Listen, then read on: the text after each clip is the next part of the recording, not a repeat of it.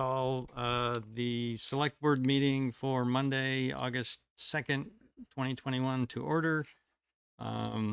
First order of business is agenda additions or changes. Any changes from staff? None from staff. No? Any from the board? I'd like to pull the minutes from July 19th. July 19th, we'll pull those up to make them, we'll do them above the, well, I guess we could just move it to 5D, and we'll just do the executive session at the end anyway. So go ahead and do that. Okay. For the 19th, you said? Yes, please. Any other changes? Made a motion to approve that change. Motion to approve the agenda as amended. Second. Thank you, Pat. Thank you, Tracy. Any further discussion? All those in favor, please say aye. Aye. Aye. Opposed? Okay, motion passes 4-0. And I guess I should comment that I did get a email from Vince that he's unable to attend tonight, so there'll only be the four of us tonight. Okay. Can you hear me back there? Sound's working? Okay. Wanted to make sure. I realized I was kind of mumbling to the crowd, to the local people here, rather it wasn't projecting. So I want to make sure that I don't miss that point. Okay, so next point on the agenda, or next item on the agenda is public to be heard. This is the time for the public to make comments to the select board about items that are not on the agenda. If you'd like to speak, either raise your hand in the room or raise your hand on the in Teams. Please address your comments to me, and please keep them civil. I'll expect to speak only once. What else do I need to say here? Please be kind. Yeah. Time. Oh. Keep your please keep your comments brief. If you'd like to reinforce something that someone else has already said, you can do that briefly. You don't have to repeat what's been said. I think what else? I guess that's adequate. So let's start here in the room. Bridget, go ahead. Yes, please. Yeah, if you're those that are speaking, please come up to the microphone so that the folks at home can hear. My name is Bridget Meyer. I live at 28 Pleasant Street. Gabrielle Smith and I circulated this letter as it became very clear to us that the policing in Essex, in the event of Essex Junction separation, independence, whatever you want to call it, was the community's number one concern. To the select board, I guess I should be Andy, but we, the 91 undersigned residents of the town of Essex, expect that you will assure the future of the Essex Police Department in the potential event of the incorporation of the city of Essex Junction. Preserving the Essex Police Department as it now operates and is funded is in the best interest of our community, whether the village of Essex Junction separates or not.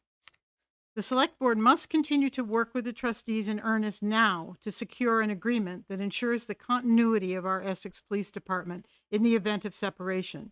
We expect a reasonable and specific response to the trustees' proposal discussed at the joint meeting of the boards on July 19th, 2021, and negotiations in good faith to reach an agreement swiftly. The potential consequences of not sharing services is unacceptable to us, and is a concern expressed by Police Chief Hogue in his letter to the joint boards dated July 12, 2021. In that letter, he provides the three options that the village, if incorporated into a city, has for law enforcement services. Number 1, contract with another agency. Number 2, start a new City of Essex Junction Police Department. Or, number 3, continue to share services with the town of Essex. He explains, sharing the police department with the town outside the village.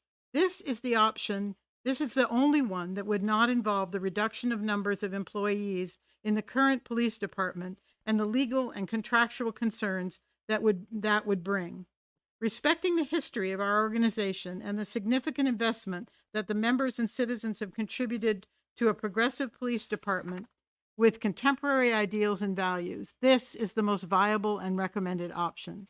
In the event that the City of Essex Junction obtains policing services from another source, future town voters would either have to approve a significant tax increase to cover the loss of revenue, and the quality and scope of police services could decline drastically.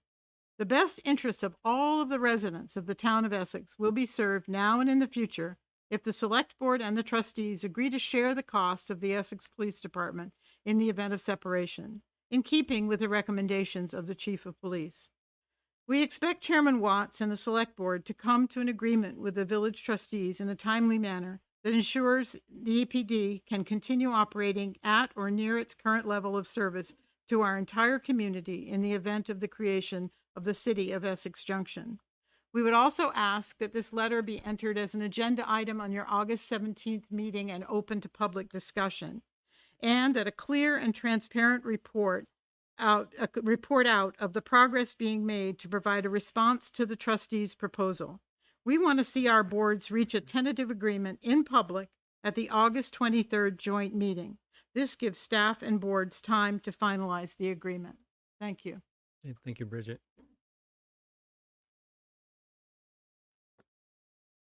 Mary?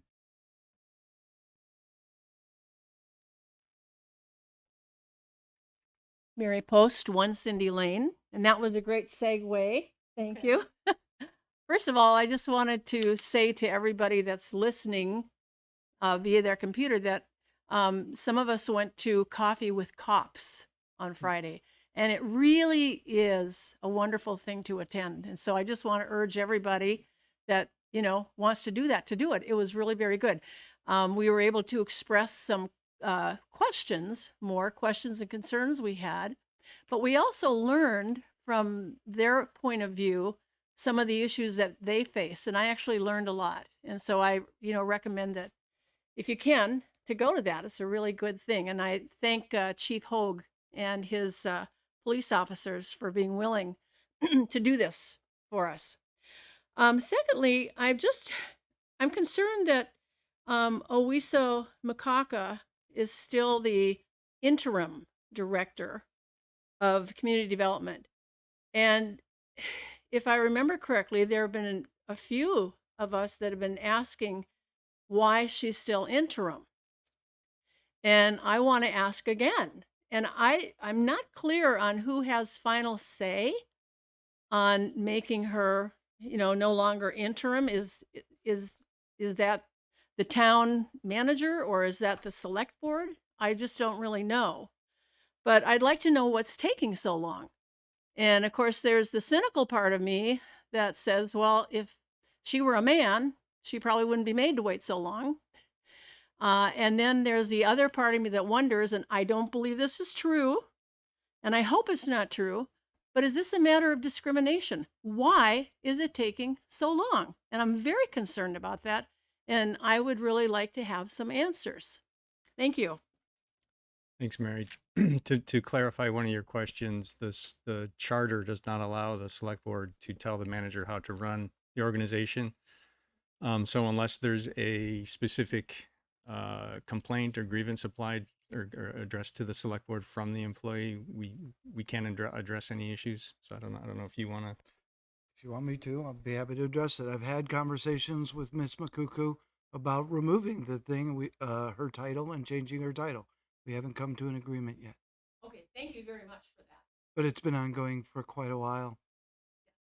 Thank you. No, our discussions between her and I, Oh, okay. not your questions. Okay, thank you. Thank you, Mary. Other hands in the room, Patty. I just want to say something on behalf of Ron Hogue and all the policemen. They spent like 3 hours with us. And I want to do whatever I can to help our police. And speaking with Ron Hogue, I really like him because he has a connection from me racing so many years. One of his mentors, who was chief police of Swanton, he looked up to as a kid. And so we go way back. So we have a lot in common. I really, really like him. And he wants to represent the town and he wants to represent the village. He just wants to be a cop and take care of us. What would help him would help me, and then maybe me helping you, we could get this done. We want the Saxon Hill ordinances and the park ordinances to be the same in the 8-1 area of town as is in the village. And the reason I'm saying this, it would make his job a lot easier. He loved what we all had to say. The next day after we met them, they were at Saxon Hill for me. So I want to do everything in my power to assist Ron Hogue, like I do with Essex Experience by doing those 34 pots. I'm willing to pay for a leash sign on the gate at the end of Saxon Hill. Please leash your dog. This is a public road. What Ron Hogue was saying is if somehow the town could start working on some nuisance ordinance for us, because there's 11,600 of us. We don't want to wait until after merger discussions, separation discussions, all these discussions. I'll tell you why. These are my thoughts. These are my questions. Just chew on them. Don't answer them. Why is the select board driven by the timely efforts of contract proposals by the trustees when we have life or death situations, public safety? I want it addressed before hunting season. Number 2, when separation is discussed in the town, why can't it just involve participants of the town, excluding the junction? Number 3, why aren't we telling village that discussions about separation should only ensue after there has been a vote? If separation passes, then come to the table with the data, all the research I have that I've given to people, and vote for board members who only live in town outside the village so that we get these ordinances passed. This is my 6th year here. I'm sick of it. Number 4, why are we not, as a select board, stating the time our meetings take place between now and the vote on separation that the trustees are dealing with? Why can't our top priority be working on district equal representation that we've been working on? I just went to the town office today since, so help me God, 2017. Number 2, listening to the voices of the town of Essex, whom I, pretend I'm a select board member represents. I mean, I know I'm just a citizen, but our tax equity problem here in town is not a tax equity problem. It's a problem that's occurred over time with the village. So stop calling it our tax equity problem and start working on things that are important to town outside the village residents now, so we can help Ron Hogue do his job. All he wants to do is be a cop. Thanks. Thanks, Patty. Ken, did you have your hand up?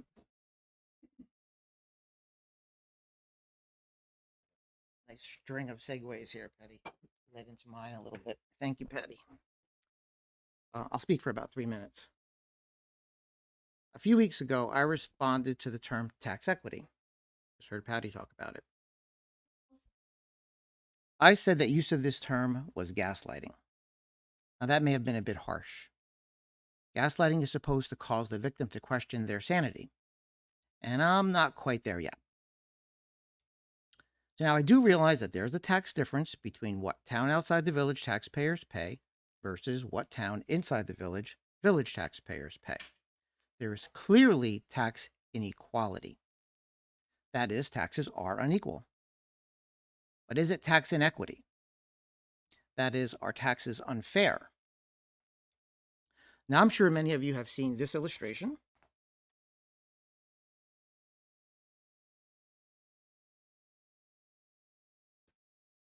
Inequity exists when one group experiences a difference due to some factor they have no control over, or when one group imposes that difference on another.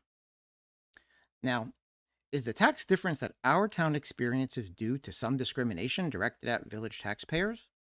Is there some implicit village characteristic that causes this tax difference? I suggest that what we have is tax inequality, not tax inequity, and here's why I think so. First, the village municipality and the existing tax system was created by founding village residents themselves.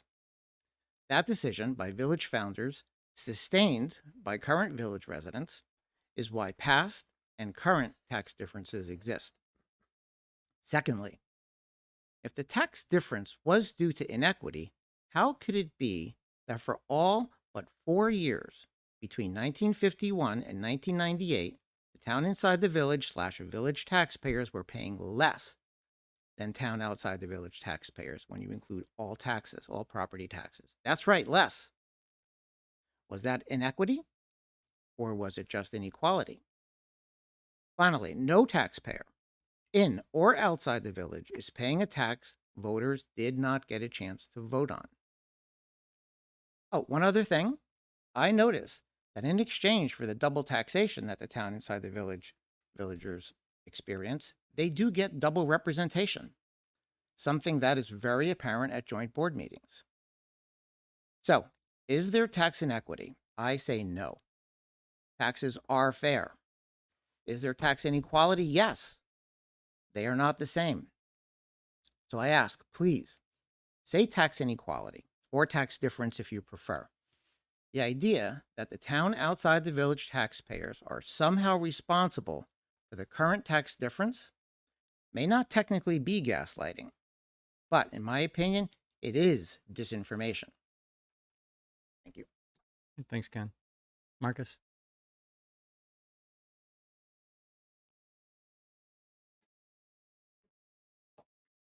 Thank you. Marcus Serta, 2 Hiawatha. I am a town resident. Let me start by saying this, that recently there was an incident, as you're well aware, on Pearl Street.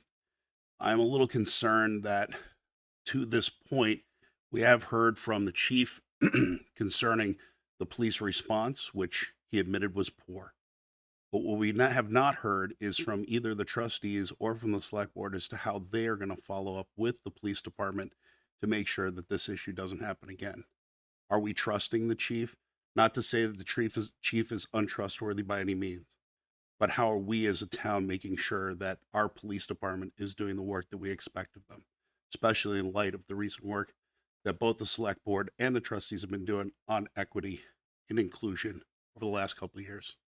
So that's my question to you, Andy, as to how the select board will move forward to make sure that the police department is doing what we expect of them.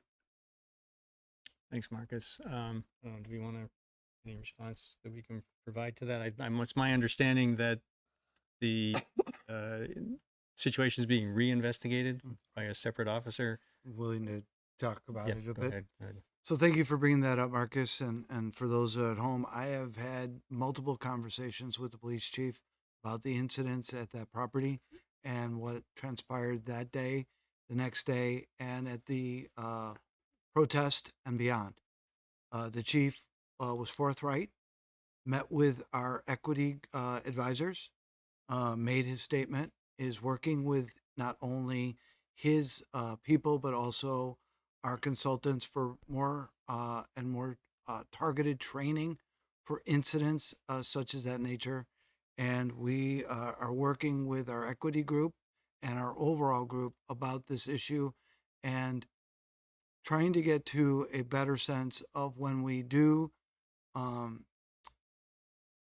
arrive on scene, we understand that while we have the authority to cite people, we really need to be cognizant of the situation, and maybe we don't need to be as expedient in what we do, but rather take the time to make sure we have garnered all the facts and all the evidence before we do any citing. And as maybe it's a nuance, but we don't charge people. We only cite them for a violation or a law. It is the state's attorney that does that. But the citing starts the process. And that's the type of thing we want to make sure that we have all the facts and all the issues at hand before anyone is cited, before they would have to go to the state's attorney's office for the issue. So we are working on that. And we will get better day by day. And I don't know, Pat, you're on our equity committee. I don't know if this has come before them yet. There was a discussion that happened with Chief Hogue as part of the racial equity group. That was last Wednesday they met. I had a work emergency, so I was unable to attend it.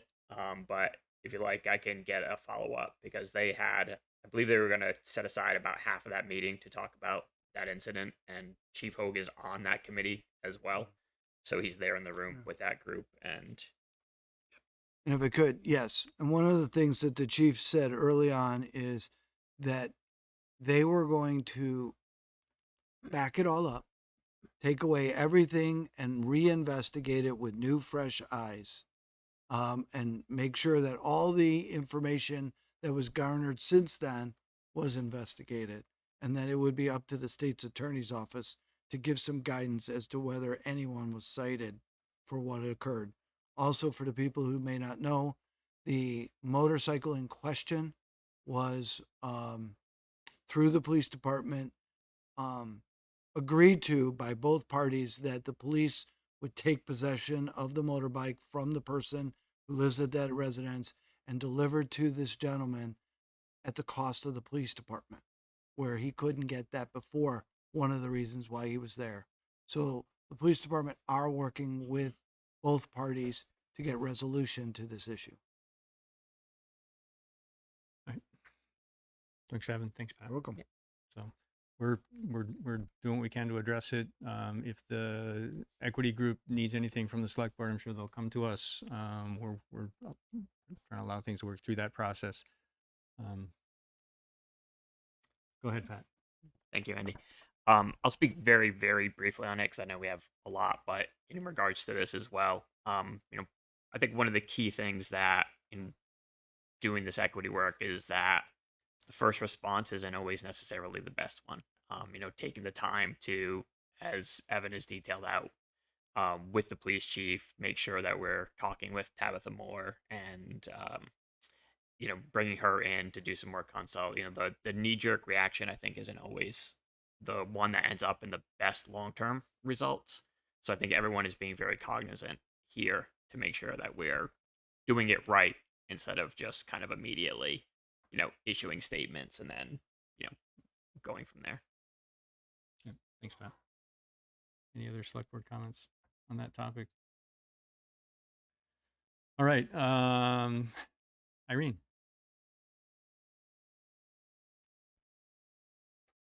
Thank you, Irene Renner. I just heard it said that the select board must continue to work with the trustees in earnest now to secure an agreement that ensures the continuity of our Essex Police Department in the event of separation. Must? Why? It's the village that initiated this separation push. The select board is under no obligation to respond to the village's offer with more than a yes or a no. And if the village is investigating alternative police service sources, as we heard at the last trustee meeting, the town should be investigating alternative customers for our police department. I'm told Colchester is short a number of officers, and we could certainly help them out in the fort, if not elsewhere.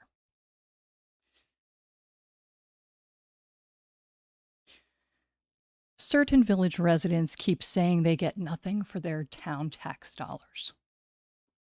If that were true, then the village wouldn't be needing anything from the town now. Are you addressing the Would select it? board with this topic, or is this It's for your information that okay? you understand how I feel as a town outside the village resident about this, but feel free to stop me. Instead, the more talk I hear about separation, the more demands certain residents are making of you, the select board. The trustees made more than a dozen demands last month, and I'm guessing that's just the tip of the iceberg. Why is it that the village keeps coming to the town asking for things? I don't understand it. The village says they'll be ahead of the game with separation, yet they keep insisting they need to take more and more of what we, the town, own on their way out the door. The village is asking for real estate and cash and heaven knows what else down the line. But what the village has contributed to town expenses has been even lower than 42% over time, such as when the town outside the village paid more than $20 million, not adjusted for inflation, from 1951 to 1998 alone, for its own highway maintenance. Let's stop with the manipulation of truth, please. Anyone who can do nonpartisan math can see that 90 to 95% of the town's general tax revenue goes to fund services that village residents benefit directly from. Therefore, the village does get something for your town tax dollars. A heck of a lot, Brownie. If the village chooses to separate, that's their problem. But it should be a clean break without all this posturing and all this begging and all this strong language in the letter we heard tonight. Be brave, village. Continue to forsake the economies of scale that Andy Watts and I and so many other select board members sat in this room 7 or 8 years ago and worked out. Feel free to give them up. But just go and stop making demands on the town. Thank you. I mean, Elise?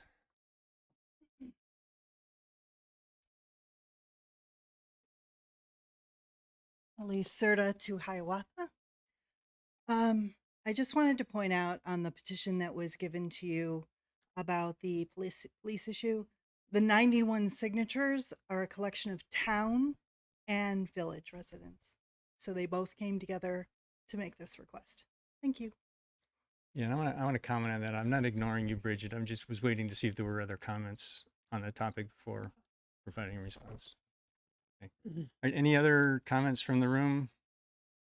There's a couple online. See Lorraine Zaloom. Hi, Andy. Thank you. Can everyone hear me okay? Yes, we can hear you. Thank you. Mr. Serta, thank you for bringing up the police incident too. I really appreciate that. As I do work on the task force as well. And thank you, Patrick, for speaking to the task force work. I wasn't able to attend last week. I was at the concert at the fairgrounds, which was fabulous.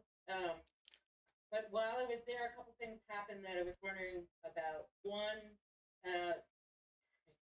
I misdirected one of our officers to the wrong inebriated person.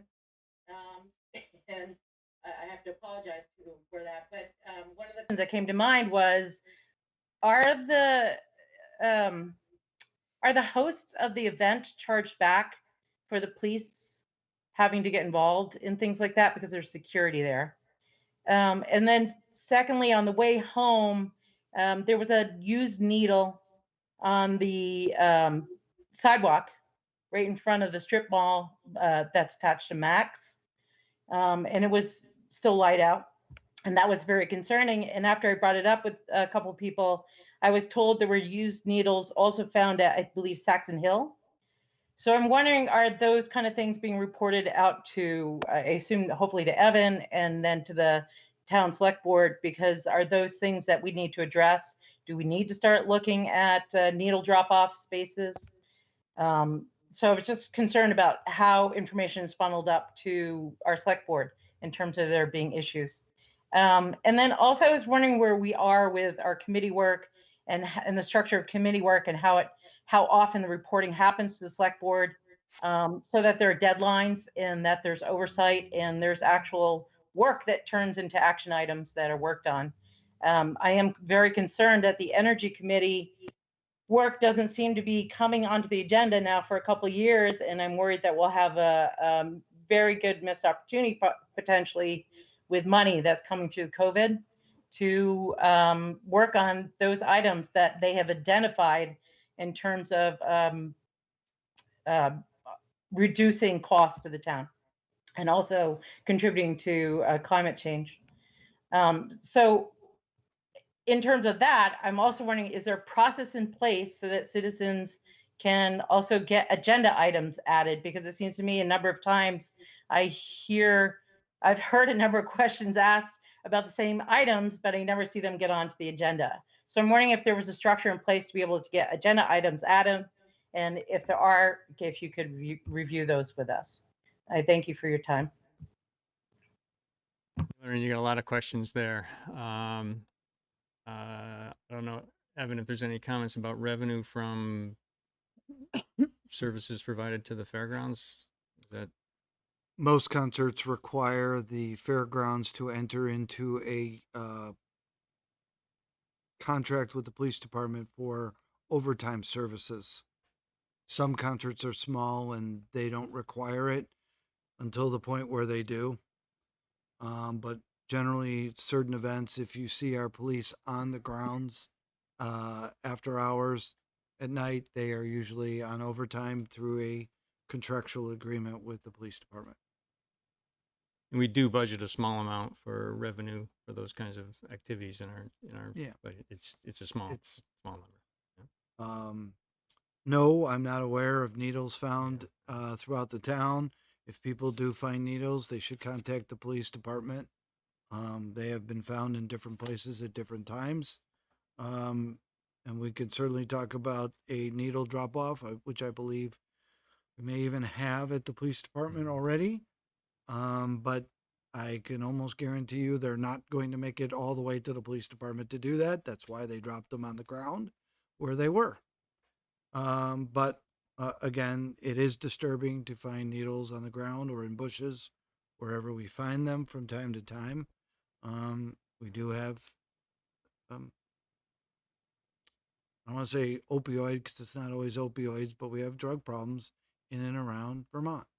And we don't have the treatment facilities in and around Chittenden County, nor do we have partners for able to do that. Our police do a wonderful job where they can, as well as Essex Rescue.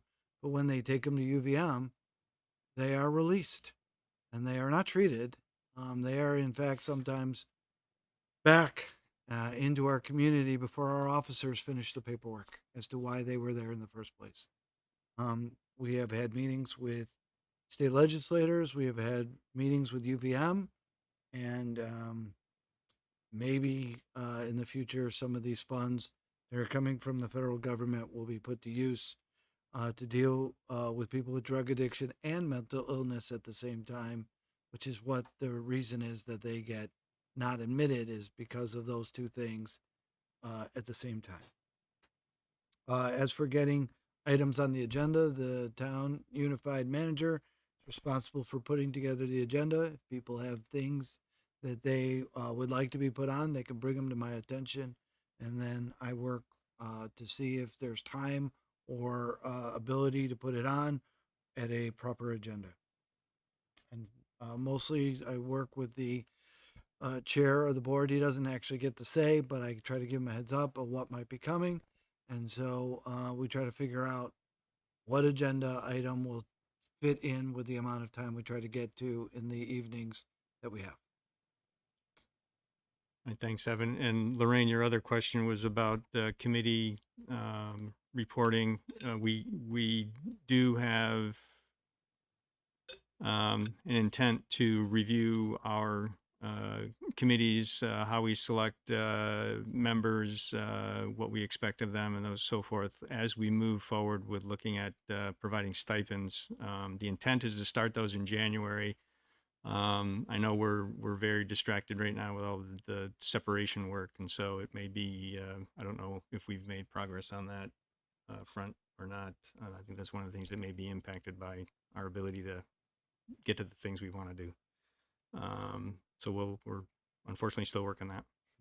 I will put this under the category of no good deed goes unpunished. Because we want to give stipends to volunteers, you also have to fill out a W-4 form. So you have taxes taken out of the stipend that you get. We also had to figure out how we were going to do it, since we have between the village and the town probably 100 volunteers that will now have to get into payroll. And there is an opt-out provision. So we have a form that's being created that will give our volunteers the option of opting out of being paid if they so desire. So we are working on that. It is coming along, and we should be ready for, I think it starts January 1, if not sooner. I think the village started July 1. We will probably have this ready sometime in August. And so we'll be able to do a catch up. But the town starts January Yeah, the 1. town. All right, we didn't budget it until January. All right. Right. Okay, thank you, Lorraine. Rachel Lazat. Hi there. My apologies for a somewhat two-part comment, but I'll try to be brief. I unfortunately missed the live July 2nd meeting, and I'd like to make a clarifying point in regards to the Memorial Hall conversation. My understanding, and I may be wrong, is that that location was being considered for an emergency COVID childcare location as a result of school closures. This was not some top secret initiative to create more childcare options. Not that more childcare would be a bad thing for town outside the village families. However, this was an emergent situation. This specific topic is moot now because schools are open again, but it is a great segue to a larger issue. I'm sure the board doesn't mean to do this, but the voices of town outside the village families with school-aged children are not being considered. This large population is vested in the future of this town, the schools, and the community.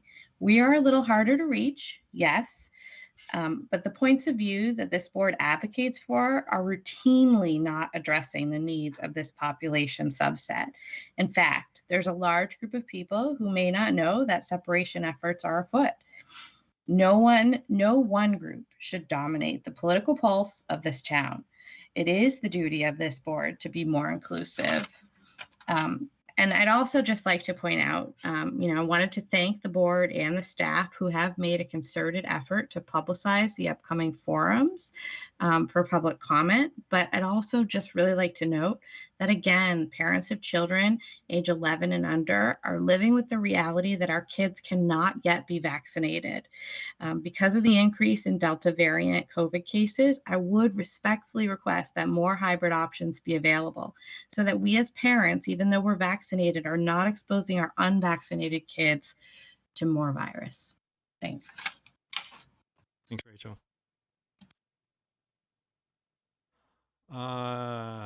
Adam Newhard. Hi, can you hear me? Yes, we can. Oh, great. So, hey, I just wanted to step out. It's a little bit like Rachel's comment, but not perfectly in line. I did want to publicly thank Tracy for her efforts in getting out the word about the public forum on social media.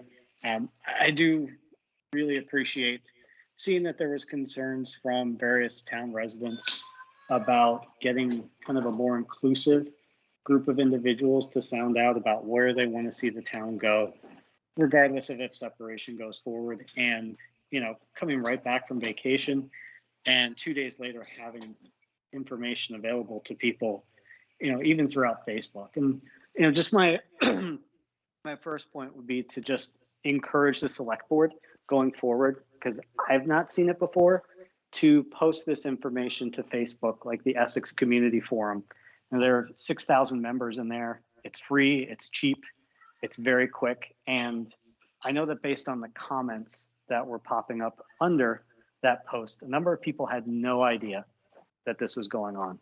And that kind of brings me to my second point. And I want to preface this with, I know that this was not the intent by any means, but I was surprised to see some of the comments about the timings around the public forums, whether they were going to be virtual, whether they were going to be in person, I saw at least 10 comments that said, this really doesn't work for working families. Adam, this topic is on the agenda today. Oh, it is? Okay. Yeah, we will be talking So, the forums. okay, well, do you mind if I finish real quick? So, as Rachel did? Yeah, you're you're almost to the end, so go ahead. Okay, yeah, thank you. So what I wanted to highlight was I would just ask that you consider doing more virtual forums around that. The actual in-person forums, it's not only 6:30 to 8 and really not accessible to many people in person, but kids cannot be vaccinated. You have drastically increasing numbers with COVID right now. And, frankly, I know a couple people who are going to attend in person that were actually available, and they don't want to be in a poorly ventilated room with a number of other people and risk bringing that home to their kids. And so I just ask that you consider what could be done to expand accessibility of those forums instead of it having being, kind of geared towards a small select group. And that's it. Thanks, Andy. All right, thanks, Adam. Gabrielle Smith. Hi, Andy. Hi, everyone. Thank you.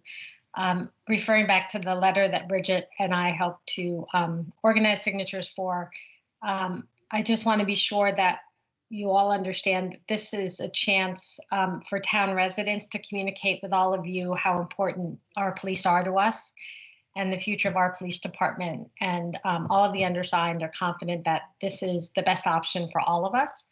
And I will speak for myself personally.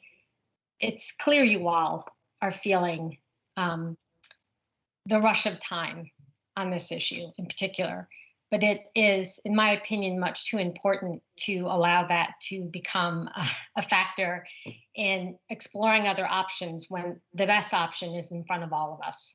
So we're asking for transparency as best you can in these negotiations. We're asking for, as best you can, assurances that this is what will be for our community. If there's voices out there who think it's not the best option, I have not heard them.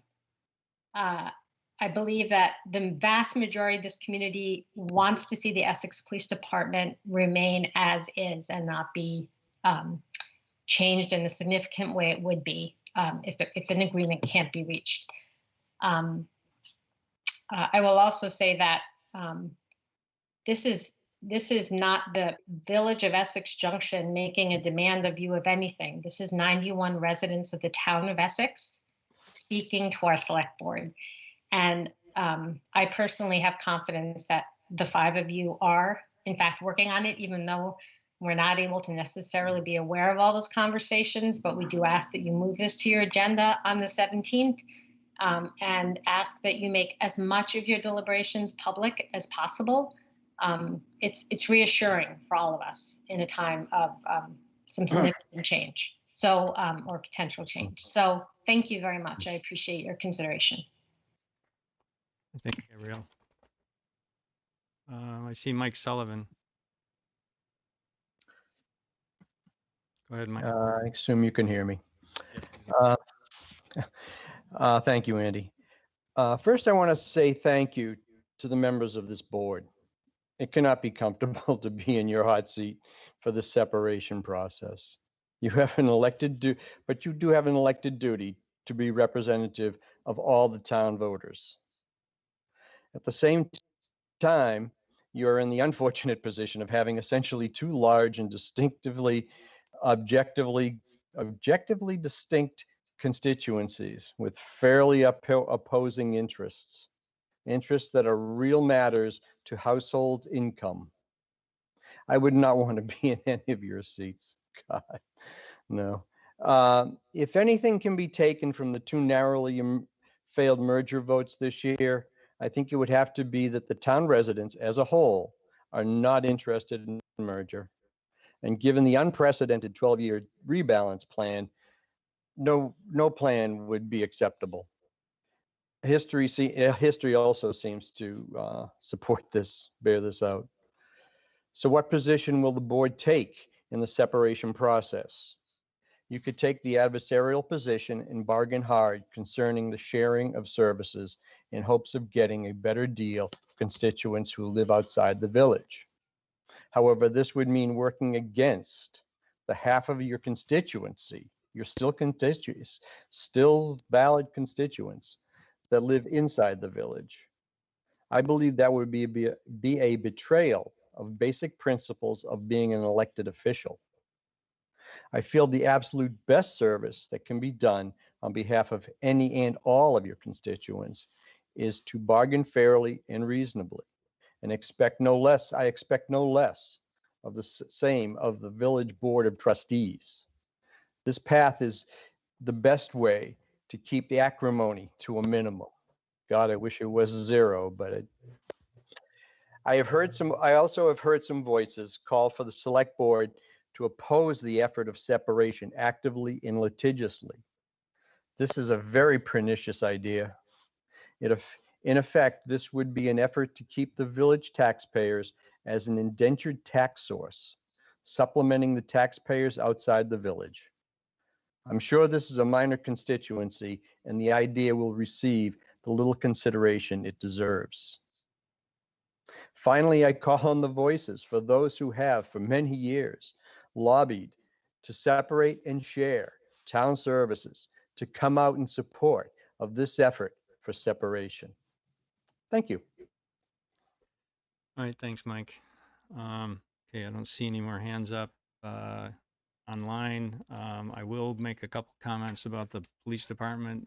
None of us have had any comments. We've never discussed dismembering the police department, changing it in any way. We will have discussion this later this evening in executive session. The comments from board members have been collected. We'll be discussing to see if we're all on the same page on things, whether we have, things that we don't want to consider or do want to consider. We also all very strongly believe that we need to hear from the public, and I know we have with this letter. This is absolutely part of the input that we expect and appreciate. And so we, the next agenda item on or actually the second agenda item, we get one before that. We will be talking about how we're going to operate the meetings for the forums where we allow public input, and it needs to be clear that that's both village and outside the village participation is welcome and will be appreciated.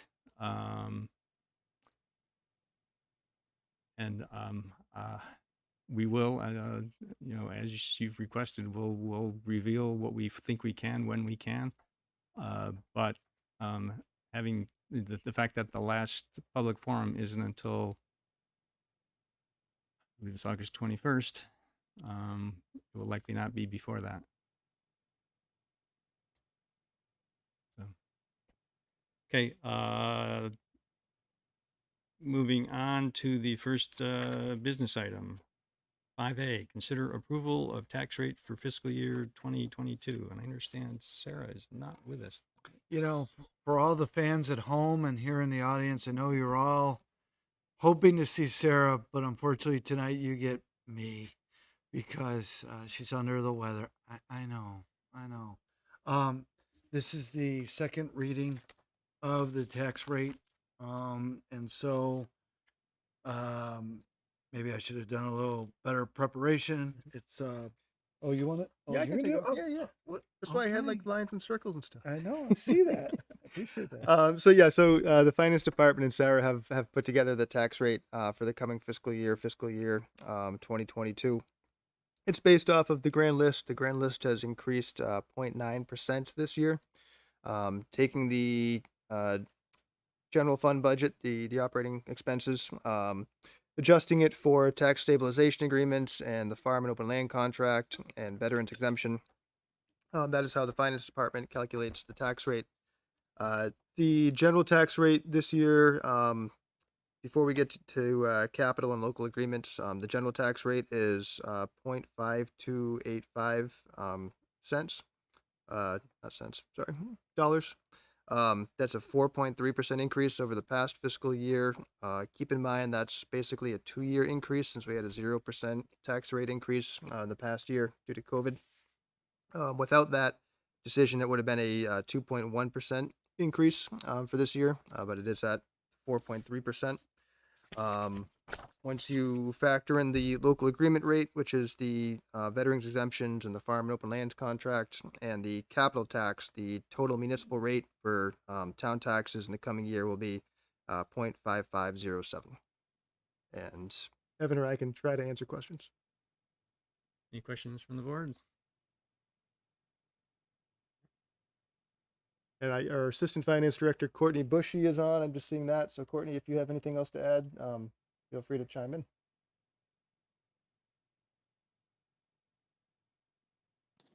You did a good job, Greg. Thanks, Courtney. So just want to reiterate that while the rate increase seems high, it is based over 2 years. Right as we had put together the budget last year. If you remember, COVID basically hit somewhere right around March, to be middle of February and March. We had already put the budget together. Staff was asked what we could do. And so we moved some things around and did a 0 rate increase. That's not sustainable, not with contracts for public employees, material purchases, etc. So, this is tax rate is being proposed. All right, thanks. No questions. It looks like there's one question online from the public. Deb McAdoo? Hi, can you just please remind me, the veteran discount, is that for disabled veterans? I would have to check on that and get a response. I don't know offhand. Excuse me if you don't mind. Okay, thank you. Courtney, are you aware? Dawn, Pretty sure it's all veterans. I think it's all veterans, yeah. It's an extension of the state's exemption, right, that we Correct. allow. Thank you. Question. So if we only, because we level funded it last year and we only did the 2.1% or whatever was proposed for just this 1 year, what's the impact? I don't understand. In other words, instead of going 4.3, if you only go with the 2.18, what is the impact overall? We couldn't support the budget that was approved. Wouldn't raise enough revenue to support the budget that was approved. If we didn't increase the tax rate to support that budget that was. So we only did it last year. I wasn't here. It was done last year. The legislature allowed select boards to modify their tax rate explicitly because of COVID. For just and we that did it one- because for that okay. 1 year. Yeah. And we use surplus funds to cover. Okay, thank you. All right. I'm not seeing any other questions. I think we need to actually read Ken has a question or comment. I was just reading in the Sarah's memo. I just want to remind the board and Mr. Chairman that the town outside the village highway tax isn't gone. It's actually 0. The taxing authority is given by the state, hasn't been rescinded. It's fine that it's 0. The town outside the village highway tax may very well be needed for tax equalization down the road. So I just wanted to remind you that it's still there, just 0. Thank you. All right. Okay, so for the motion, I believe we need to actually read the rates. So if somebody could, here's the motion. I'll move that the select board set the tax rate for fiscal year ending June 30th, 2022 as follows. Town general fund tax rate, 0.5285. Local agreement rate, 0.0022. Town capital tax, 0.02. And total municipal rate paid by all town taxpayers, 0.5507. Okay, thank you, Tracy. Do we have a second? Second. Thanks, Pat. Any further discussion? Okay, all those in favor, please say aye. Aye. Opposed? Okay, motion passes 4-0. Moving on to business item 5B, discussion about forums for the Essex community about how to prepare for the village's coming separation vote and subsequent Vermont legislature decision.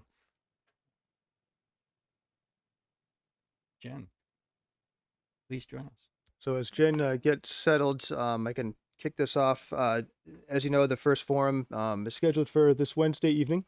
Jen and I had spoken, and Damien Marguerite, who helped put this together as well, wanted to run the idea by the select board one last time, share with you what we were thinking, and just get any last thoughts. I do appreciate the feedback from the public that we got. Absolutely, we thought we were trying to make this accessible by having 3 different times, 3 different locations, online, in person. I guess we could have done a better job at that. So fortunately, Jen is flexible and generous in terms of how she can handle some of these things. The problem with Memorial Hall is that it doesn't really have the connectivity.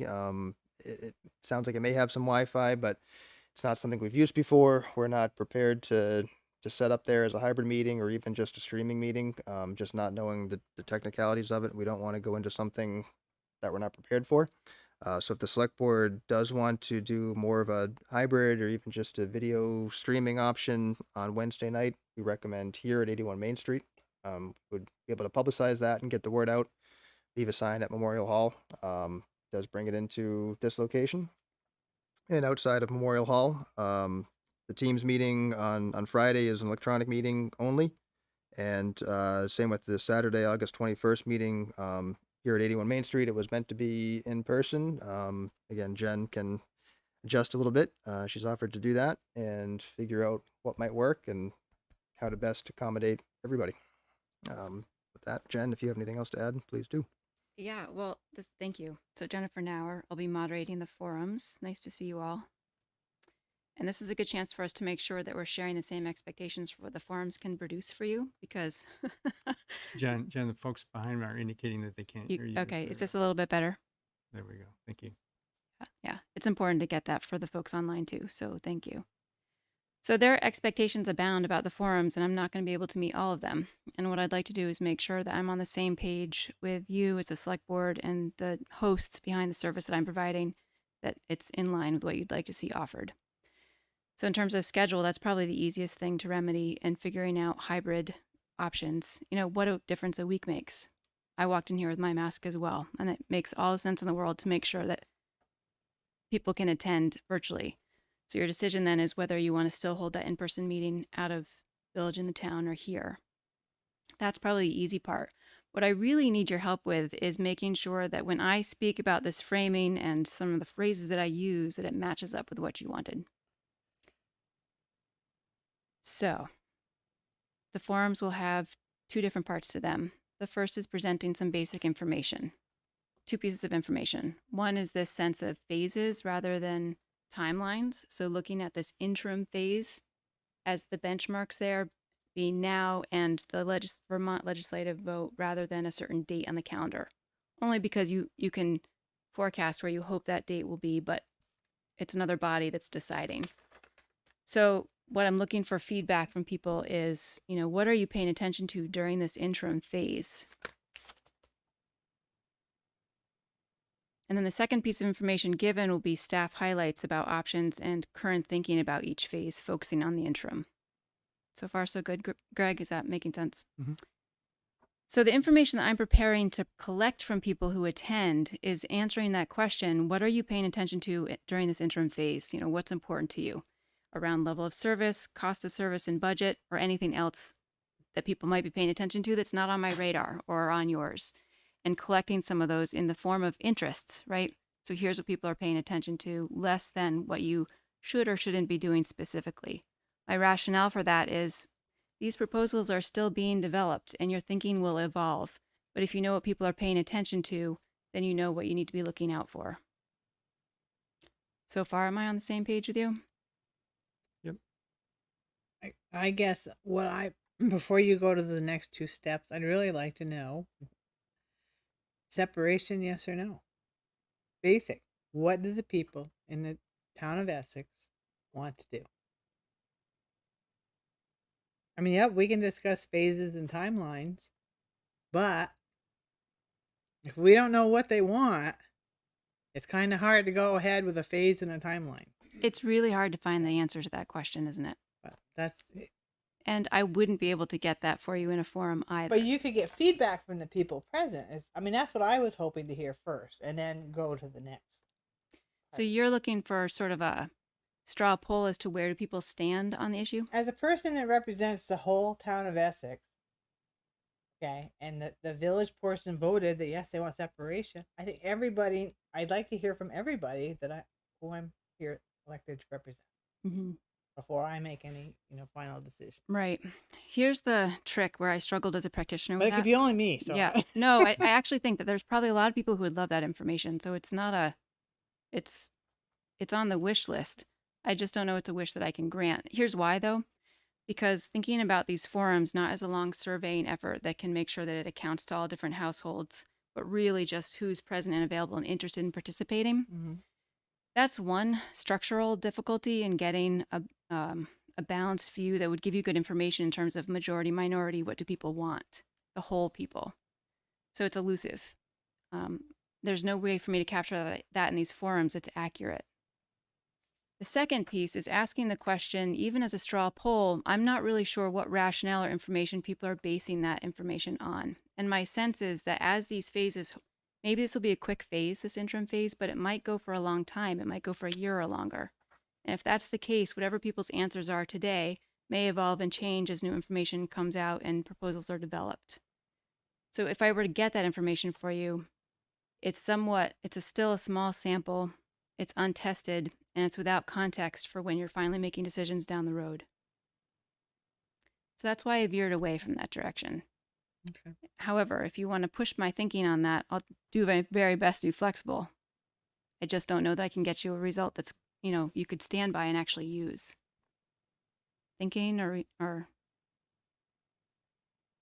Like I said, that's what I was looking for. So I don't know. and again, I don't think you're the only one. I really. Yeah, it's a self-selecting sample, so it's hard to Yeah. get anything significant out of it, right? Yeah, it's challenging. My sense is that participants who are attending also want that answer, trying to figure out who outside of their company, immediate company, what are people thinking? So this question, what are you paying attention to during the interim phase? I'm hoping gets at that question a bit, but it also allows people to really hear as many people as attend, what they are paying attention to and thinking, and some of the rationale behind why. So the second piece of information I can collect, it'll be sort of two categories. What are you paying attention to? And then also, what questions do you have? If there's answers that exist, and those are simple questions, and staff on hand can answer them, fantastic. My guess is there's lots of questions too that people won't have the answers to because this is an evolving situation. So we can record the questions, and as the answers come about, you'll know that there are people out there waiting to hear them. That's all that I'm planning on collecting. And I say that because I think when I was reading through the minutes trying to figure out what do we ask and what's the scope of this project, I think, and I even actually heard it in some of these comments, I think people are really hungry to have that conversation about, where do you want to see the town go? What are those future hopes? That's a really big conversation. These forums aren't well suited to answer it. I might not even be the right practitioner to help you answer that. That's much more of a widespread, sort of ongoing, iterative effort. It's not necessarily these forums on separation, but it's more looking at, in this interim phase, while the village is developing, proposing, and exploring options towards separation, what are you paying attention to? What are you worried about? Is another rendition of the same question. What questions do you have? Does that give you the information that will be useful to you as you figure out what you need to do between now and the Vermont legislative vote?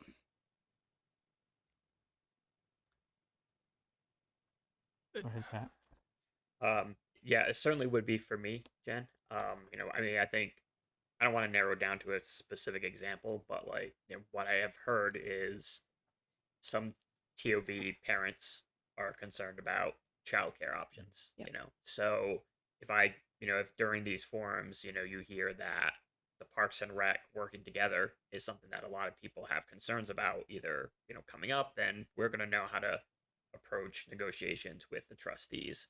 So I'm hoping that out of these forums comes, out of maybe some specific examples, come some broader pictures that we can use to go to the trustees. And I think what you described sounds like what I'm getting at.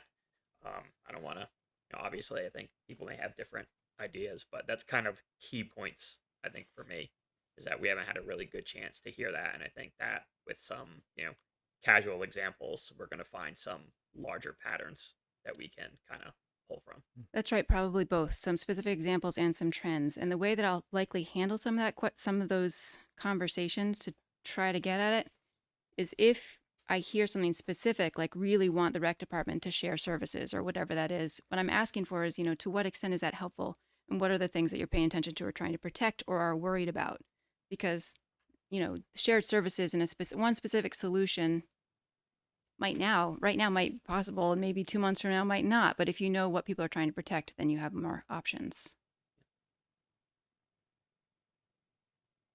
Any other I guess, Christian? and I don't know how you would plan for this or if this is even helpful to you. Probably it is helpful, so go right ahead. But for me, in my experience, identifying unintended consequences is just important as identifying intended consequences. So if we can identify some things that would negatively impact people, or things that folks are worried about, that aren't on our radar or that maybe are on the periphery, I think that would be helpful to us, or to me at least. Right. And so I think when you get to the level of figuring out what you're going to do, then you're at as a group, as a select board, weighing those intended and unintended consequences. And what this might be able to do is at least give you that basic of what people are paying attention to. That does bring me to another phrase I want to test out with all of you to see if it rings true. And that is that I appreciate that during this interim phase, you are representing village and town, everybody. And to the extent that then you're making decisions about what to do in this interim phase, you probably need to be really careful to double check those decisions don't inadvertently favor or disenfranchise one group or the other in the future. That's a really tricky dance. It could almost be paralyzing. But you still have some tough choices to make around some interim plans. That is another reason I'm trying not to ask for solutions as much as I am what people are paying attention to, because I know that you have to do that weighing in this interim phase while you represent everybody about what those consequences would be for one group or the other if separation then happens, or if it doesn't. Does that ring true? And is there anything else you'd want me to know or you'd want to wisen me up about on that front?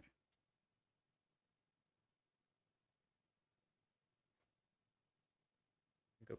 Does it make sense? Yeah. Yeah. Let's see.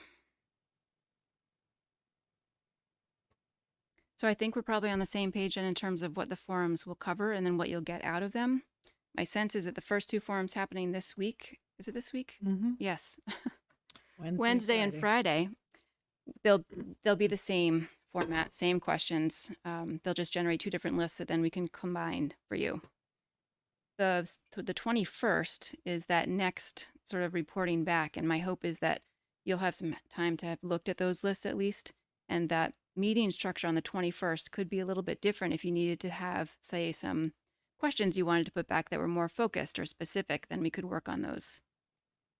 And probably at this point, you are definitely looking at a hybrid for that, if not completely online. The space isn't very big, but we'll see.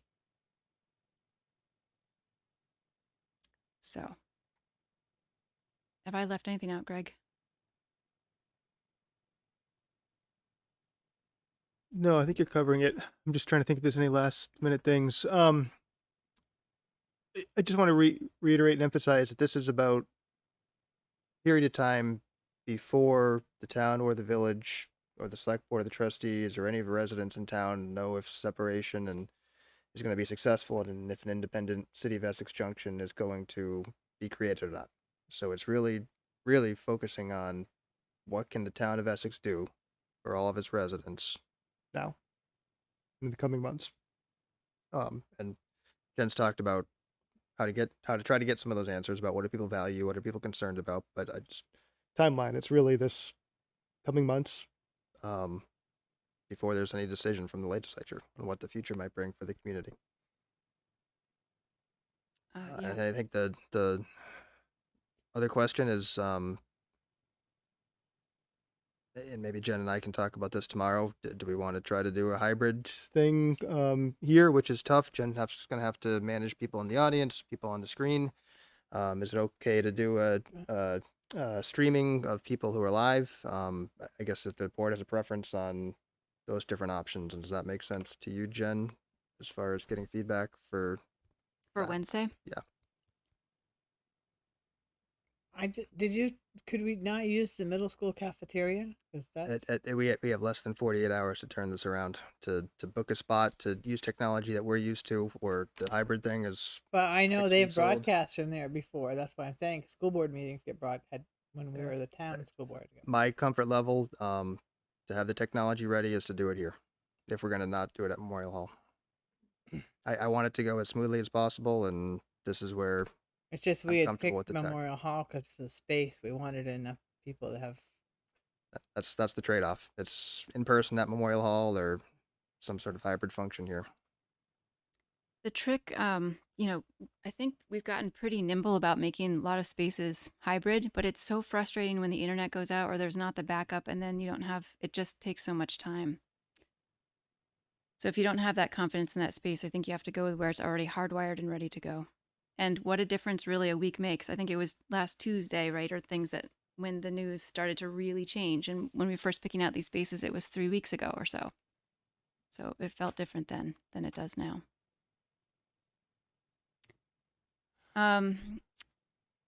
Let's see. I don't, the truth is, I think Greg, probably this is your experience as well. And Tammy and Evan, we've been trying to think about these forums and there's a lot of different places it could go. In the end, I'm going to keep trying to keep bringing it down to these basics with the hopes that it gives you a foundation that you can use even as if this phase moves from a couple of months to longer. Yeah. If you're looking a year from now, you might look at some of those interim plans that you make now and then you reevaluate them for another sort of haul of time. But for now, the assumption is it's an interim phase, likely within a season until a Vermont legislative vote. And with all the complexity that we could have, we'll probably sort of nip it there and see what we can get for you. So you're looking for an answer to the question of this room or Yes, please. Memorial Hall for 2 days from today. Correct. And there are some people commenting online earlier. Maybe it's helpful to hear some feedback from residents. Yeah. But before this wraps up, yes, would appreciate some guidance. Okay. Yeah. Okay. The other question I have is, I think we've said that we were not going to warn these as select board meetings. Do we want to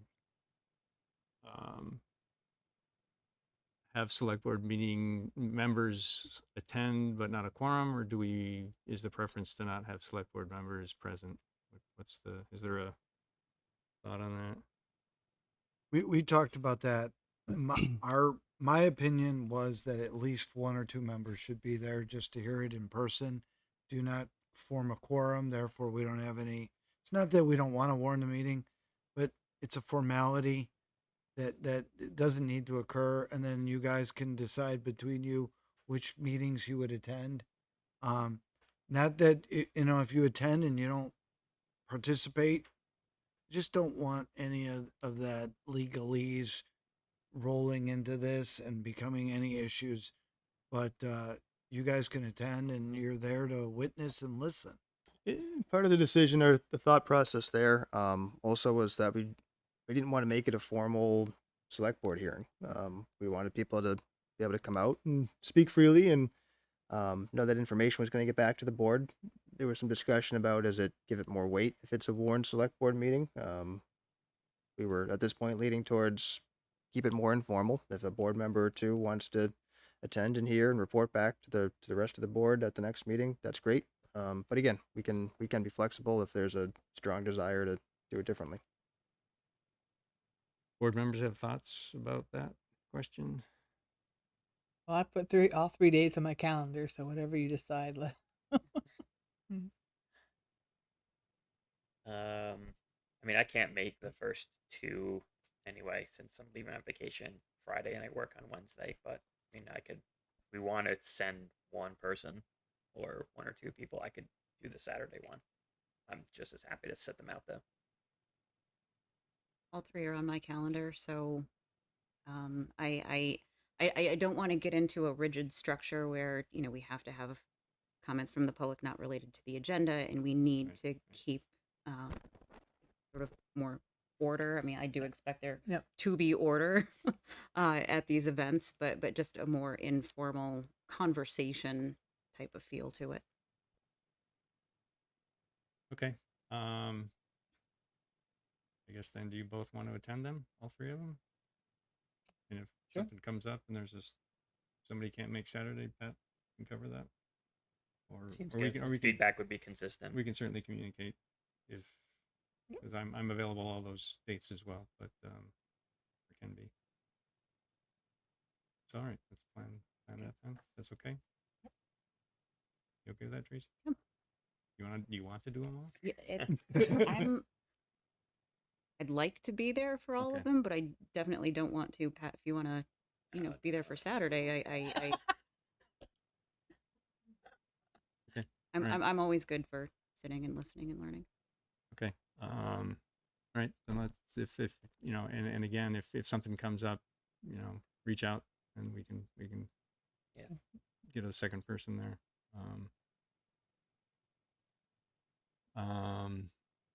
Do we need to make sure the trustees know that it's not a warned meeting so that a quorum of trustees don't show up?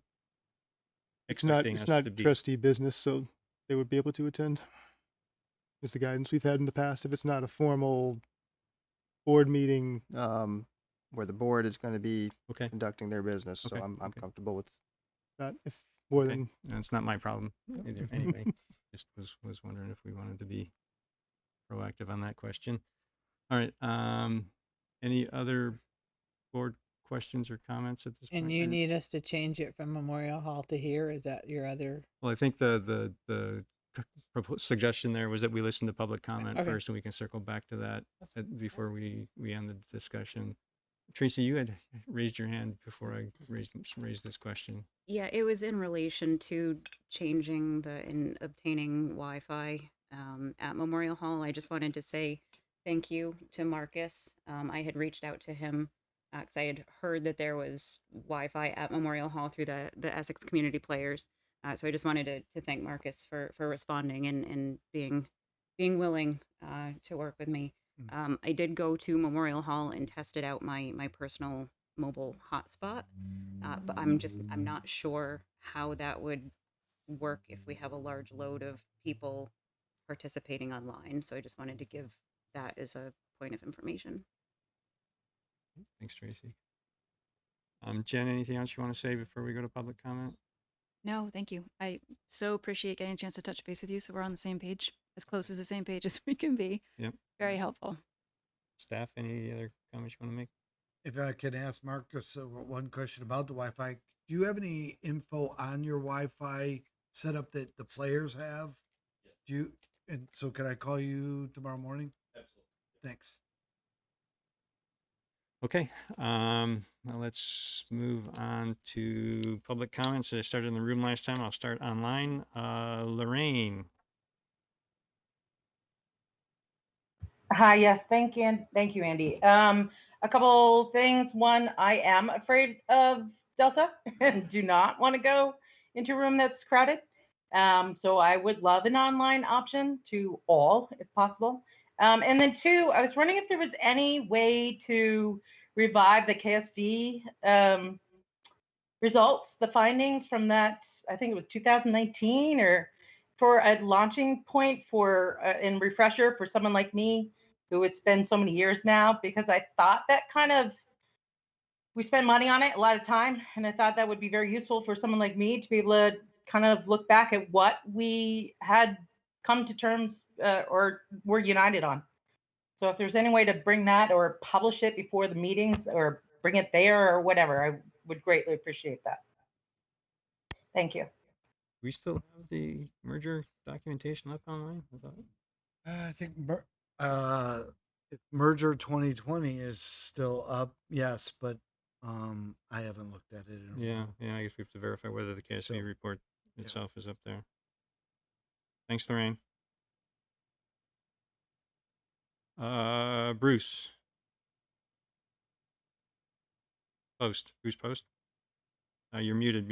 Hello there. There you are. There I am. Thank you, Andy. Bruce Post, 1 Cindy Lane. Just a couple comments and a question. Listening to the discussion right now, and it's nice to meet Ms. Nauer. I've heard nice things about her. I feel like if I were dealing with this, I'm holding melting Jell-O. On one hand, it seems formless, and what are we really looking for? And what's on your mind right now? But then in the memo, I see specific options for sharing staff, public safety services, capital budget, and then options to pay for municipal services. Members of the public who may be there may have questions about it. They're pretty, they might deserve some detailed answers. I don't expect the moderator to be able to do that. So who would be there to have these discussions? And they are significant discussions that will only be for a small audience, and certainly won't be representative of either the town outside the village or the village residents who are also town members. So I'm having trouble dealing with that. So that's my question. Who's going to answer? Are we going to be asked all these complex questions to come up with complex solutions, and who's going to explain it to us? Yeah, hi Bruce. I'll be this is Greg speaking. I don't know if you can see me. I'll be at the meetings. I'm going to be able to provide a bit of an overview. These are discussion prompts. They're not intended to be fully comprehensive plans. As Jen said, it's a way to get people to start thinking about what they value, what they're paying attention to in the coming months, and largely that's related to services and how to pay for them. There's also going to be some options to discuss other. That's something that's come up at the board meetings in the past, of hearing from residents on more open-ended stuff. So we certainly wanted to put that in there and allow people to give some feedback on other stuff they might be paying attention to that staff, board have not yet thought of. Okay, so that it's specific and it's also open-ended at the same time, right? Back to Jello. Thank you very much, Craig. All right, thanks, Bruce. Gabrielle Smith. I think Harlan had his hand up before me. I know Right. comes up as Shows up in a different list. I'm sorry. You're right. okay. Go ahead. Hi, can you hear me all right? Yes, it can. So I also was a little confused about the format, and I'm not looking to put words in Jen's mouth, but I think that she was looking for some direction. And I believe the trustees have presented the select board with 12 items that they want to discuss, and that they have actually given their point of view within those discussions. I'll be honest with you, one that caught me off guard was 81 Main Street, and having a date attached to it. So I'm not sure if those items could be part of the conversation as to how do you feel about it? What do you think about it? I've heard those being described as demands, but I can see how that would come across, but I don't think they were demands. I think they were, these are the bullet points we'd like to talk to the select board about. This is what we're thinking, and they were asking, what are you guys thinking? So maybe that's part of the form, is, you know, this is what the trustees who are representing about half the town population. And maybe that's how you open it up, as to how does that make you feel? What are your thoughts? Both, if this does go through or if this doesn't go through. So let's take 81 Main Street, for example. If the separation did happen, would the people outside of the village want to continue to come into the village and have their office there, or would they want it in a different location that would be within the boundaries of where they live, and now are their own municipality, less the village? So those, I'm not sure if that's helpful, and maybe Jen already had a plan laid out, and I'm not helping a bit here, but that was my thinking, and I kind of agree with Bruce, where I was a little wishy-washy on trying to figure out what these forms might look like as far as an agenda. And then my next question as a resident would be, should I attend all three of these? Would they change from one to the other? Or will there be more answers or more questions, or different answers and different questions as they go through? Or as a resident, should I only plan on attending one? So, thank you. Go ahead, Jen. So the answer to the first question, I would say of the first two that are happening this week, they're going to be the same format. So pick one to attend. By the 21st, maybe there will be new information, and it might be interesting to attend that one, even if you'd been on Wednesday or Friday's meeting. That seems plausible. And I think about the specifics. It makes me think that this could be like a tier 1, tier 2 kind of conversation in terms of complexity and detail. But to the extent that it's not so much jello, the format really is to figure out what are people paying attention to and what are they worried about, with staff on hand to answer some of the questions and details as are available, but not necessarily speak for one body or the other.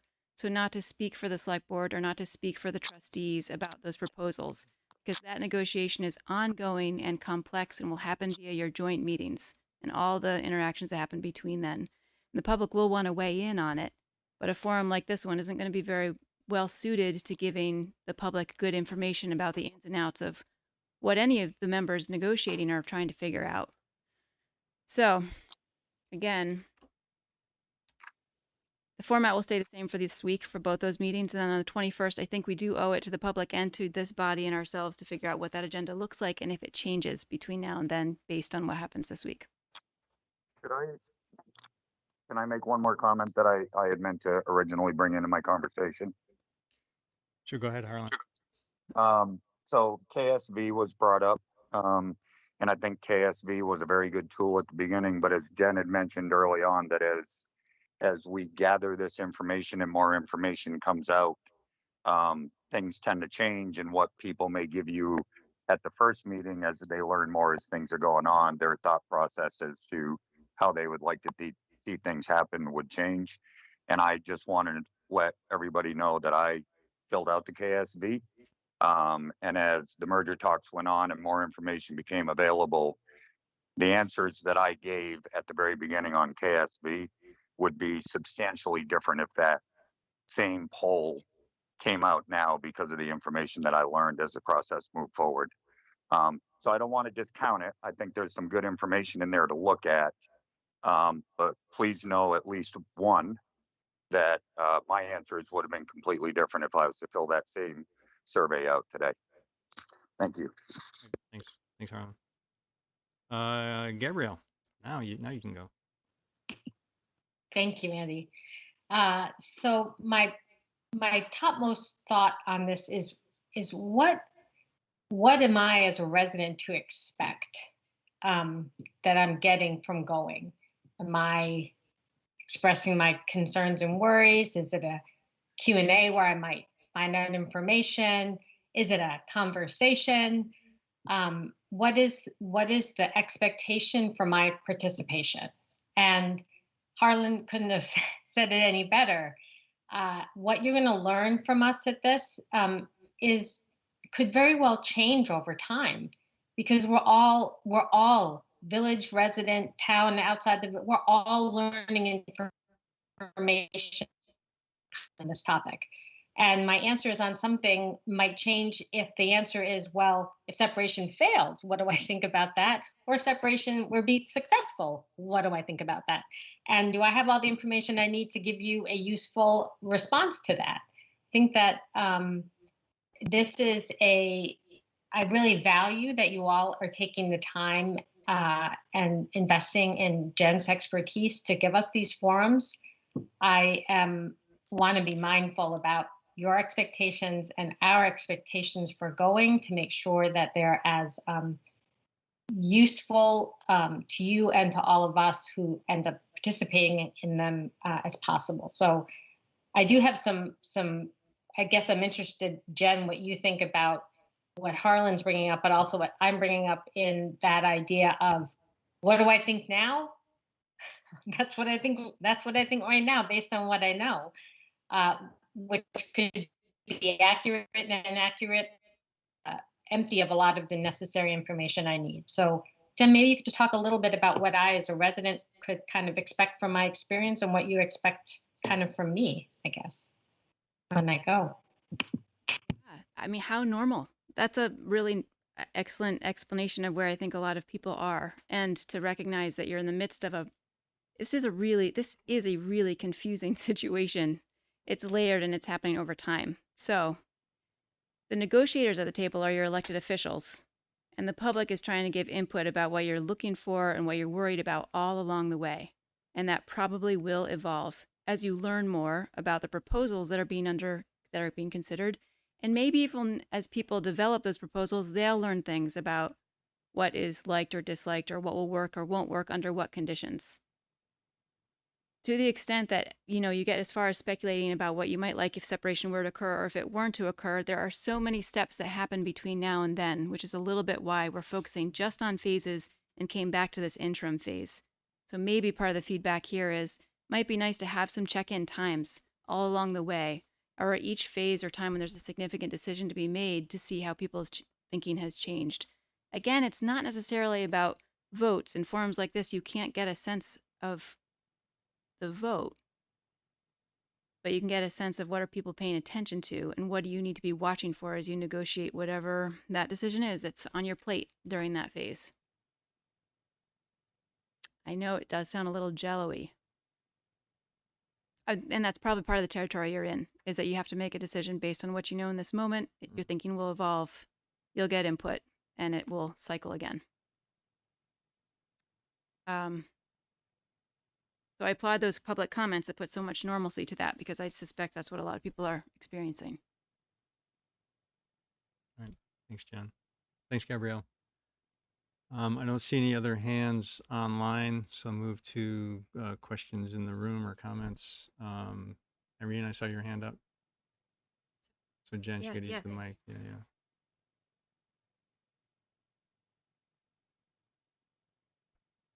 Irene Renner.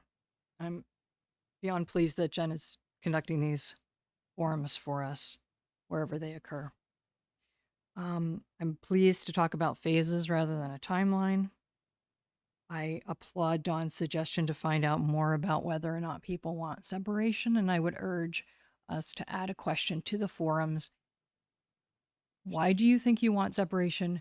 Why do you think you don't want separation? And I think that gets at where people are right now before they learn any more as to their feelings and what their impressions are of the word separation or anything they've seen or heard thus far in meetings or on the streets. It doesn't give you a definite yes, no, Dawn, but I think it outlines for the select board and even the trustees where people are at with this separation idea, amorphous or not as it is.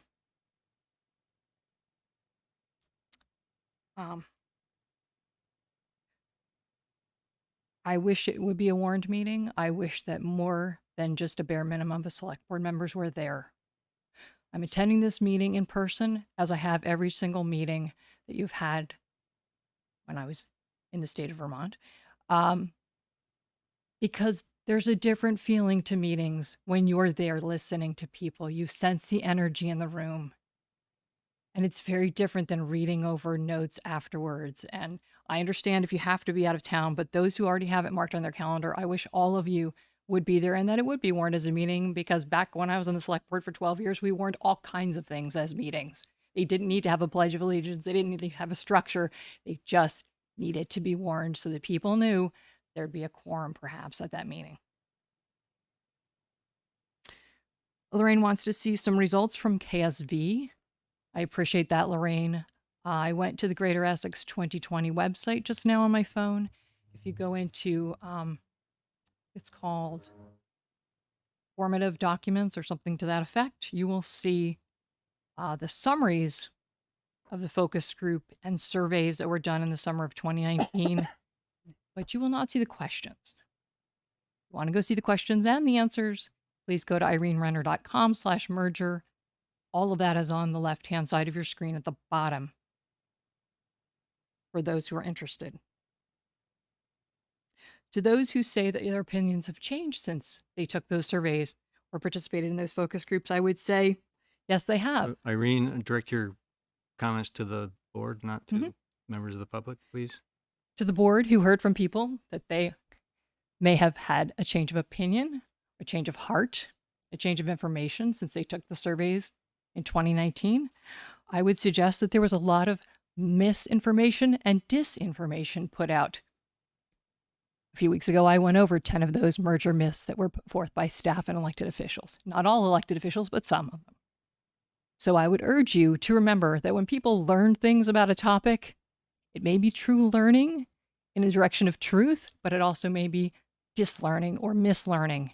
So I think There's a lot of validity to what came out of the KSV surveys, if only because that was before the campaign started.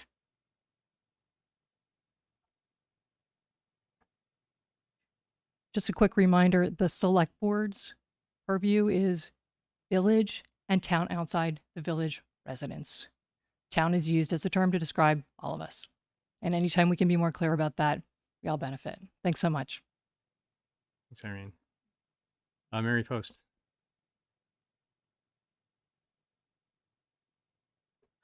Mary Post, 1 Cindy Lane. First of all, I just want to say a couple of quick things, and I'm not going to take long, I promise. But when Irene said if you're going to be looking for information on the KFC study, to go to Irene.com. Make sure you do that at .com and not .org, because someone else has used her name and taken over the .org, and so people that type in to get information go to a different place. So I just want to make sure that it's Irene Renner at .com, right? Okay, that's one thing. And then secondly, I was just thinking through all of this, that we're talking about a really big thing that we've been talking about for years. And yet you've given 1.5 hours for the first meeting, 1.5 hours, I think, for the second one. 1 hour for the second meeting, and then 1.5 for the third. And it's like, that's not a lot of time if you're expecting to really hear from all the public. I mean, you're probably going to hear from the same ones of us that you hear from all the time, you know? And I was hoping that this would have been a forum, like we first talked about, to really hear how people are feeling. But now it seems to me that it's changed, and that's what my written statement is about. Thank you for letting me make this statement. I'm frustrated by the change in the topic. That seems to me the change in the topic for the citizens forums that are going to be starting this Wednesday, August 4th. Just as the last 9 years, and especially the last 3 years, almost all activity and energy has been about merger. And now I feel that these citizens forums have yet again been hijacked by the village and are being used to serve the needs of the citizens of its municipality. Yes, they are also citizens of the town, but so are the rest of us. Many folks who are also citizens of the town have tried to get attention paid to many issues that have been occurring or are occurring and are problematic for them. Little attention has been paid to anything else. It seems that everything has been about merger and now about separation. The village has decided to try for separation, but has not yet gotten a definitive vote to go for it. This isn't even a real vote saying that they're going to do it, that they've had so far. Do the trustees or the select board even Mary, know? is your discussion here about the forums that we're going to be having? Yeah, or? yes, this is going to get into the forums. Like I said before, that the forums, when you first voted on them, it was after Greg made the impassioned plea. We want to know, and I believe you. We want to know as a staff what happened. Why are people against merger? You went on for quite a while, if I recall. And so we're all thinking we're finally going to have a chance to talk about this, but now we're talking about separation. So once again, to me, this is being driven by the trustees and wanting separation. So yes, this has to do with the forums. Okay, go ahead. If you agree. Yeah, I allow. I'll allow. Okay. Go ahead. The next thing I was going to say was what I just said now, that once again, instead of finding out what the community is thinking, as Greg had said, we're dealing with the desires of the village and putting aside the other half of the community. There is absolutely no reason for the select board to be negotiating anything or doing anything about separation at this point in time with the village trustees, or even taking public comment, because it may not happen. We're wasting our time. In fact, the select board could be impeding any positive outcome for those left behind, the other 11,600 or how many there are of us, by those wanting to leave, by making agreements or having negotiations with the current village leadership. And I would add, by the current people on the select board. If the municipality of Essex Junction is successful in separating, then there will be 2 new municipalities, and each one of those should be given the opportunity to negotiate when it is clear that separation will happen. It makes absolutely no sense in any way, shape, or form to be held hostage by those who want to leave. We have plenty of, and again, the forum is all about this. We have plenty of issues that have been sorely neglected in the past few years on the other side of town, and it's time that our attention be paid to those issues rather than a continuation of servitude to the junction, which has made it clear that they want to separate. Every time I hear the oft-repeated refrain from village residents, but we are residents of the town too, I think of George Orwell's book Animal Farm. In it, the farmyard revolution that began with all animals on equal terms was betrayed, and the betrayers issued new slogans. One was this: all animals are equal, but some animals are more equal than others. I know how those animals, I know how those animals who were betrayed felt. For the more than 11,000 citizens on this side of the village boundaries, we feel disadvantaged because we cannot influence village policies, but village residents can certainly influence ours.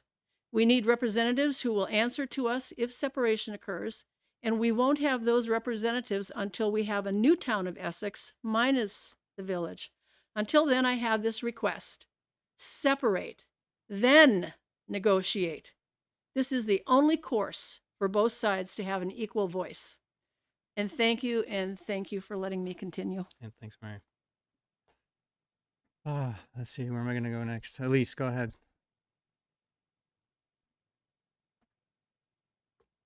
Hi, Elise Serta. So I don't know if this is asking for an opinion from Jen, but I was thinking about the forums and that what about the possibility of no select board members being present?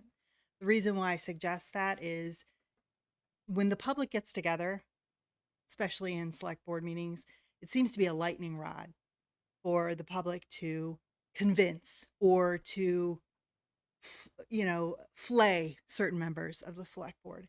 And I wonder if we really are interested in this being more of a letting the village speak their mind or the town speak their mind about what they're concerned about. Maybe that's what it should be about, and not have an audience that might be pointed at and tried to convince them of what you should be doing or what you shouldn't be doing. And instead it's with some neutral parties who are collecting information. Because I think that might be a different tenor of conversation, maybe one that's more curious, more about, sort of sharing as opposed to trying to convince. So a suggestion. Thank you. Thanks, Elise. Patty Davis. Thank you, whoever that person was. Elise. I'm Patty Davis, 9 Hillside Circle. She has a point because I really like the KSV because I felt like what she said, the KSV was neutral, sort of like Jen, and was gathering data and statistical information. And that's my background. So I really liked KSV and actually liked Jen with the firearm ordinance. She really tried. But those issues are still going on. And it's 6 years now. But my question to you, the select board, is this is really in my heart what I feel.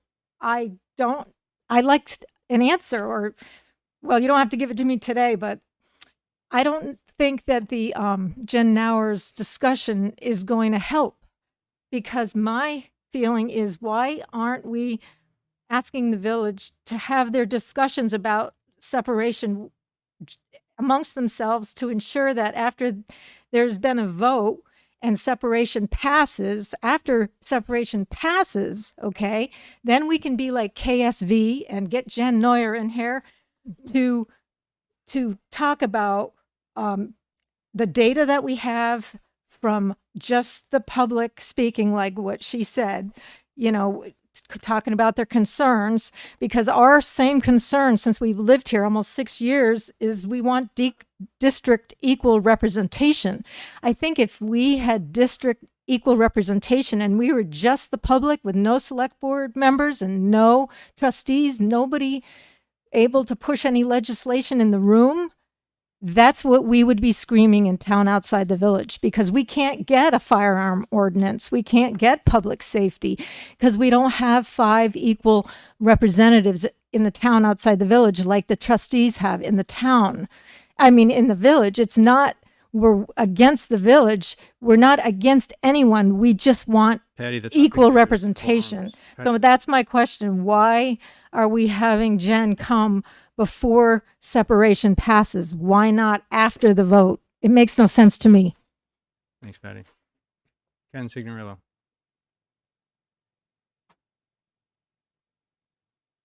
Do the where and the what. So the real question that you had initially was Memorial Hall, yes or no? I looked at the schedule and I thought actually it was brilliant. I think the locations were smart. I think that having a in-person only for the first forum is going to be a nice break for Jen because she'll have less to juggle in a situation which obviously has a tremendous amount of flux. So I say Memorial Hall, yay. The others are great. You have a nice mix, in-person hybrid and all on Zoom. I thought it was a good job. Thank you very much, staff. As to the what you're asking folks to do is to say, assume separation passes. How would you like the next year to go? No, Ken, we're asking up to the point where separation starts. Right. We're not This asking. the legislature approves it. That's that point, right? And the time period after. Yes, no? Before? Before Before. before the legislation. So before the vote- legislature makes a Vote to decision. legislature. Now to legislature. Now to legislature. Now decision. to legislature. Yep. Okay. Well, still a lot, but less. Difficult, quite a challenge. But the where is I'm fine with that range. I understand it better. Thank you for explaining it. Yeah, I think the schedule is good. Thanks. Thanks, Ken. Marcus.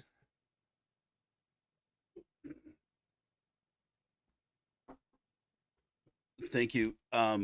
So before I say anything, let me acknowledge the fact that I used to be a former employee of KSV, so I recognize the work and totally support the work that they do.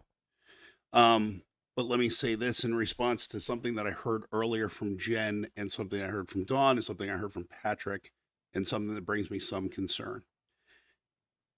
Having the question about whether or not you want to separate, I think is a valid question. But I also think that Jen's response was also valid in the fact that you would have a limited amount of data. That being said, I think it's also the same answer I would also give to Patrick's concern. And I'm sure what every select board member potentially has about walking away from these 3 sessions with something that they think is actionable. Something they can walk away with and hang their hat on to an extent and say, this is how we, the town, are going to move forward with our discussions because this is the feedback that we've heard. I'm a little concerned that what we're going to see out of these 3. So I'm not saying that we shouldn't. I absolutely believe that we should. I just want to make sure that the select board recognizes that one of the aspects of these listening sessions is who is attending, how many people are attending. Because if we hear from the same 20 or so people who are the most vocal in this town, then guess what? We've heard the same voices again and again and again. Looking back at the KSV data, I think that's fine. Let's take a look at that. But I would also say, and having looked at that, and I know Dave acknowledged that in his presentation to the town, there was a small sample size for that particular survey. So I have concerns over that also being actionable for the town. It's insightful. I don't necessarily think it's actionable. I think these 3 listening sessions will be insightful, just not actionable. So again, I would just ask the chair and the select board to please take that into consideration as you go into these and as you come out of them, how you choose to work with that day. Hey, if 10,000 people show up, fantastic. You got something you can work with.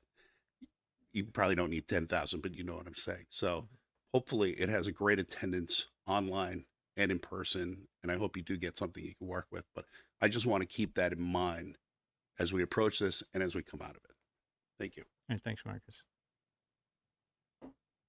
Okay, I don't see any other hands up, either online or in the room. Jen, do you want to respond to any of that? Yep. Okay. Okay. Any select board comments before we get to the question of where to hold that first forum?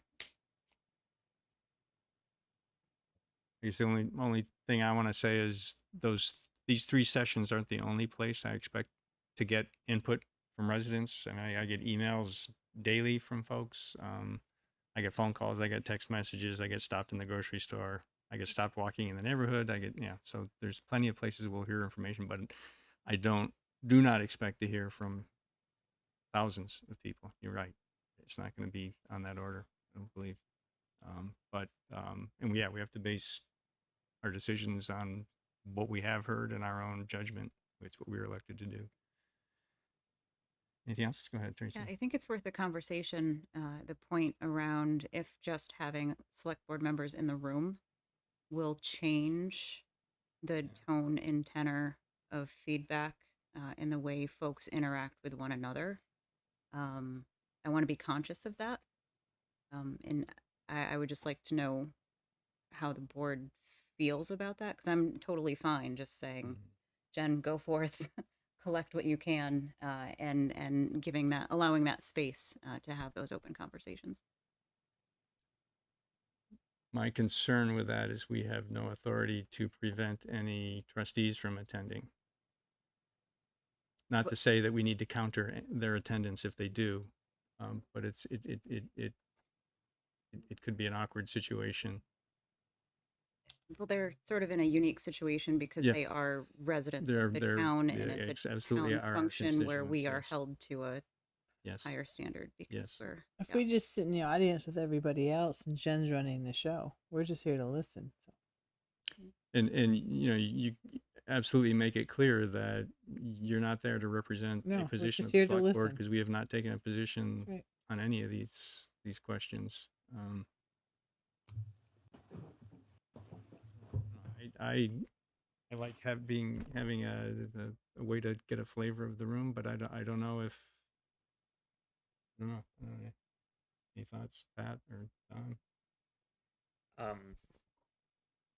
mean, I really think that I certainly recognize the scenario and can absolutely see it becoming more performative than perhaps functional. But I believe that the point of the forums was for us to gain information as a select board. So, that might be the case, but I think we kind of always have to expect that to an extent that's going to happen. I think it's more valuable that we have some of us there, because that's really the point of these sessions. Like, what do you have to tell us? Right. And yeah, to an extent, there will be some, probably some grandstanding for you too, if, that's what happens. But, we roll with the punches. Thoughts, Don? I wanted to do the hearing so I could hear from people. Yeah. If I'm not going to be able to attend, I'm not going to hear what people are saying. Same as Dawn. I just thought it was worth at least having the acknowledging and having the conversation. Yep. Okay. I mean, we're going to sit, I'm sitting in the back of the room just listening. Jen's running the show. So Right. it's not like they're testifying to the select board. Right. Right. And you can answer questions if you know the answer, but again, Right. we haven't taken any positions. So If we don't know them, we write down the question Right. and we send it to largely Andy. gonna be So staff answering technical questions, and you can say I'll relay that to the entire board, and we That's can have correct. a discussion about it at some point. Mm-hmm. Okay. How about the question of that first meeting, whether to have it at Memorial Hall, in person, or in this room? What are the differences in seating, the numbers? Do we know?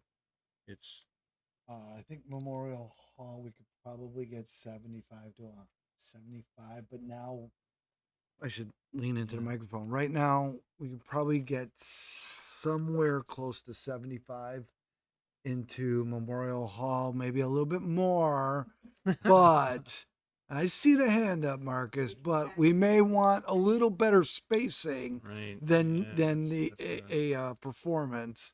Um, so And- probably 75 to 100 in Memorial Hall. If by day we can get a little over 100, probably about 110 max when we are full. But if you do want proper spacing, you're going to cut that down to about 50. If you're only taking up what is the traditional audience, Yeah. I think you can potentially get Yeah. at least 60 out of it. And keep everything. As I understand it, the risers are not in, so we would just be using the floor space.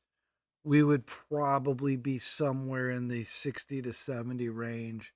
We may fudge the spacing a little bit, but I got to give Jen room to operate and people to be comfortable.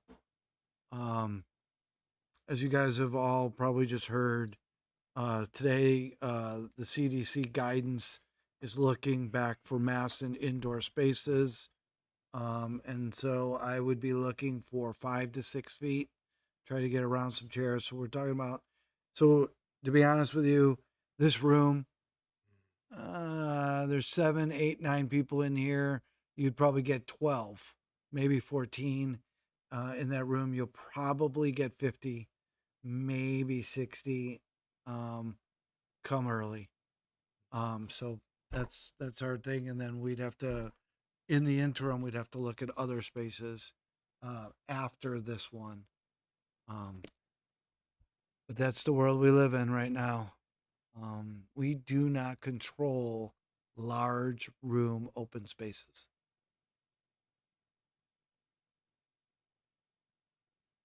Thoughts?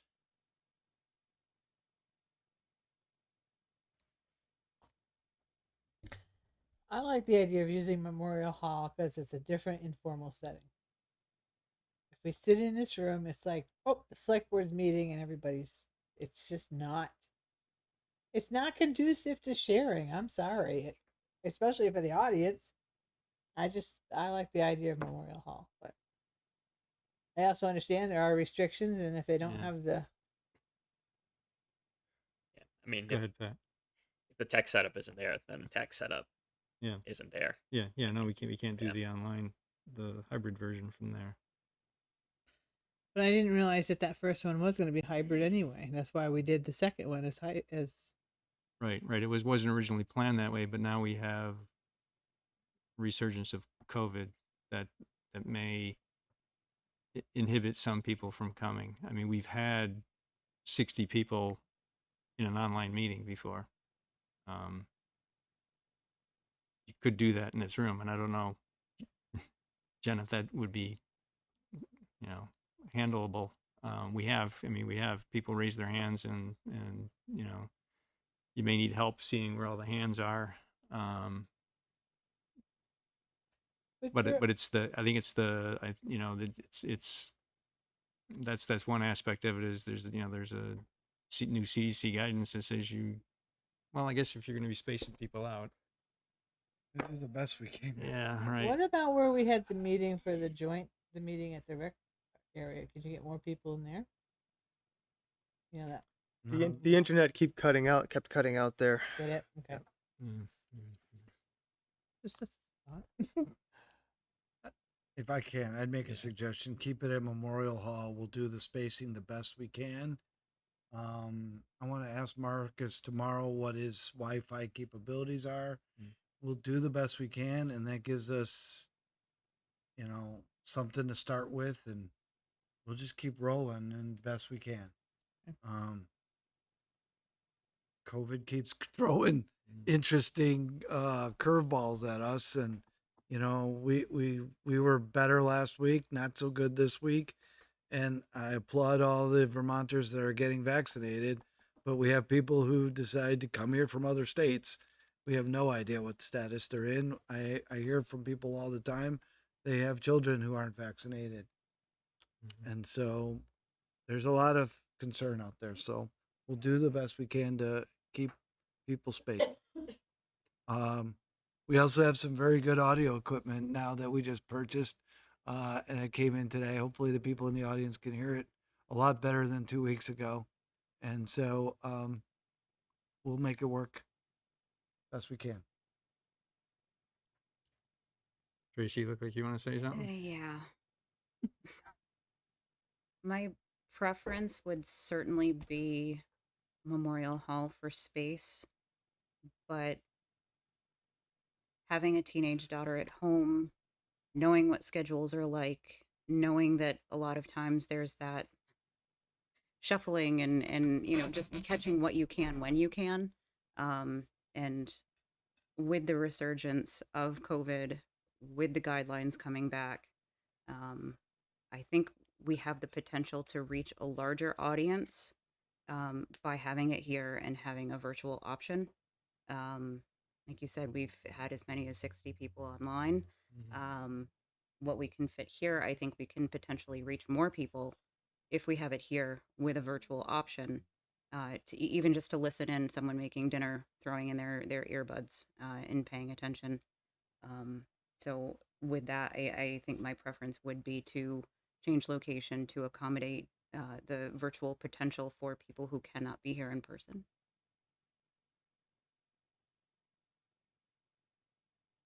See Pat nodding. On your in favor Memorial of Hall. Memorial Hall. Okay. Because you've got the other 2 sessions that can be online. Yeah, there's also the I mean, we had people speak tonight here about their concerns. We heard, police, we heard childcare tonight. We have a meeting on the 17th in this room that people can also bring their concerns to. But I've also, with COVID coming back, I'm concerned about having a large group in a room, no matter how far you spread them. So I guess I'm going to agree that we had to move it here and allow remote access.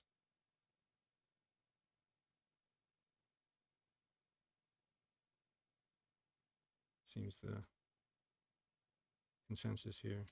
Thank you, Marcus, for your kind offer, though.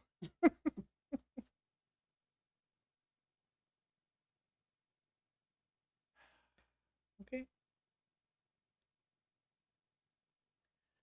So you're going to get word out it's no longer at Memorial Hall, Go ahead, then, Greg? Pat. Yeah, kind of on that vein, if since it is pretty late in the process, I'm wondering, is there any chance or any possibility that we could get like the senior van or something to ferry? If some, I don't like the idea that someone planned on showing up to Memorial Hall, and got up there without a ride and had no way to get here. They found a sign on the door. I realize it's probably a completely moot point. Maybe very well, in fact, most likely won't happen at all. But, I'd hate to, since we're giving people less than 48 hours notice on this, to not have some way to get people who might not have transportation options from there to here. We can ask. There you go, Andy. Go sit by Memorial Hall. You didn't.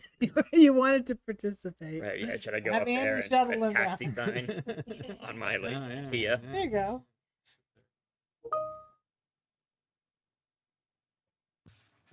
I hate to be pessimistic, but that's a big ask considering we have a hard time getting our senior van drivers on schedules. But we'll try. We'll make. No, we'll it's talk- fair. Totally fair. We'll ask. Is it a big ask to move it to this room too? That's not too bad. We can publicize it tomorrow and we'll put a sign up at Memorial Hall. At least we have a day and a half to day and 3/4 to try to get the word out. I'm sure some people in this room also have their networks as well to push it out. We'll changing within 48 hours is a tall order. Will we turn people away if they show up here and all the chairs are taken? We'll have to do that, right? Or do- Again, we're not under COVID protocols Right. right now, Right. but I mean, I spent a year and a half trying to keep people safe, or safer than they would even like to be, including our staff. So I'm not going to fill this room. And it has an occupancy maximum. I can't remember right now what it is. Sign's gone. Anybody want to change their mind? Or we all set? No, I say still stick Yeah. here. Yeah. All right. Sorry, guys. Sorry, Jen. I do think it's worth noting that if we could still work on testing the connection at Memorial Hall so that we know for future, For future use, sure. that would be appreciated.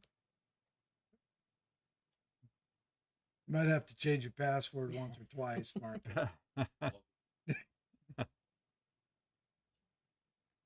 Okay.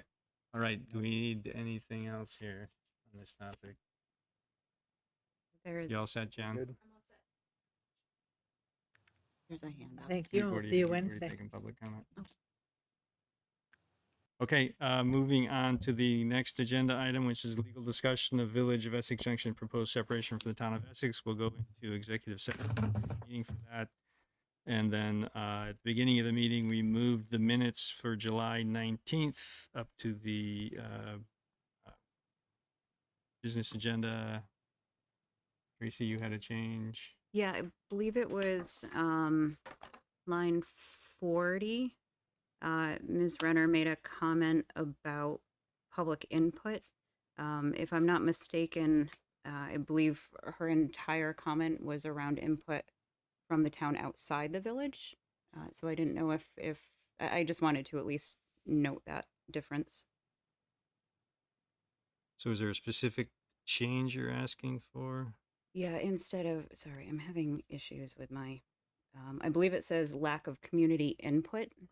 I believe her It comments were says about, Ms. Renner commented about limited community input as a reason that merger did not pass. yeah, I believe that should read limited input from the town outside the village. Okay. Irina, you okay with that since she's changing your words? Yep. Okay. Right. Any other changes? Okay. Motion to approve the minutes. I make the motion. We approve the minutes as corrected. Thank you, Don. For a second. Second.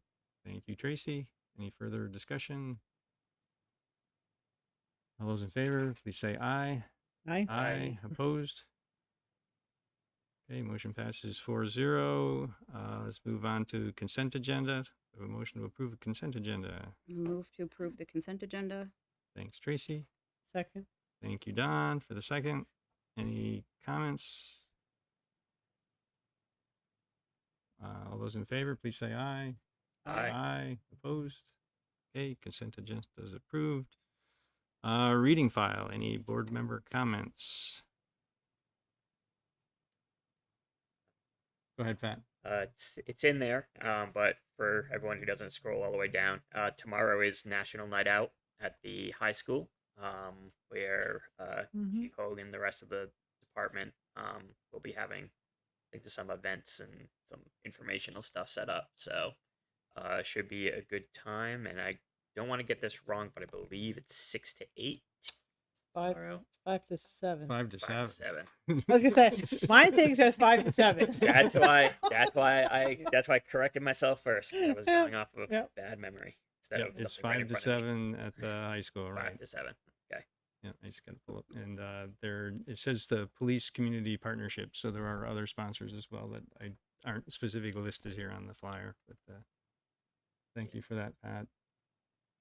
Rumor has it there's going to be a celebrity chef, Evan Teach, will be flipping hot dogs. Oh, nice. And I understand he's going to have some outstanding headwear on when he does that. Oh, really? Oops. Oh, yeah. It's back. I'm excited because over the years I've always read the one in South Burlington happening, and I thought it was so exciting. And it's like, so I'm really glad we're going to do it here in Essex too. Right. Any other comments? Only one I want to make is schedule has our next meeting on the 17th, which is a Tuesday night because Monday is a holiday, Bennington Battle Day, the 16th. So we're meeting on the 17th instead of the 16th for our next meeting. In case you want to come to that one. All right, that's it then. Any other comments?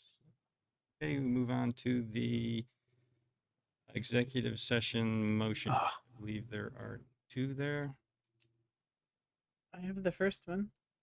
I move that the select board make specific finding that general public knowledge of confidential attorney-client communications made for the purpose of providing professional legal service to the body would place the town at a substantial disadvantage. Thank you, Don. Do I have a second? Second. Thank you, Tracy. Any further discussion? All those in favor, please say aye. Aye. Aye. Opposed? Okay, motion passes 4-0. The second motion? I move that the select board enter into executive session to discuss confidential attorney-client communications made for the purpose of providing professional legal services to the body pursuant of 1 VSA 13A1F to include the unified manager and deputy manager. Thank you, Don. Town attorney, please. And town attorney, I'm Yes. sorry. Thanks, Greg. Second. Thanks, Don and Tracy. Any further discussion? I guess discussion on this is we won't come back. We don't have any, we're not going to, don't anticipate coming back to make any decisions or take any action. So we will exit executive session and then adjourn from the other room. We won't be coming back to this room. So, okay. Any other comments? Okay, all those in favor, please say aye. Aye. Aye. Opposed? Okay, motion passes 4-0. We will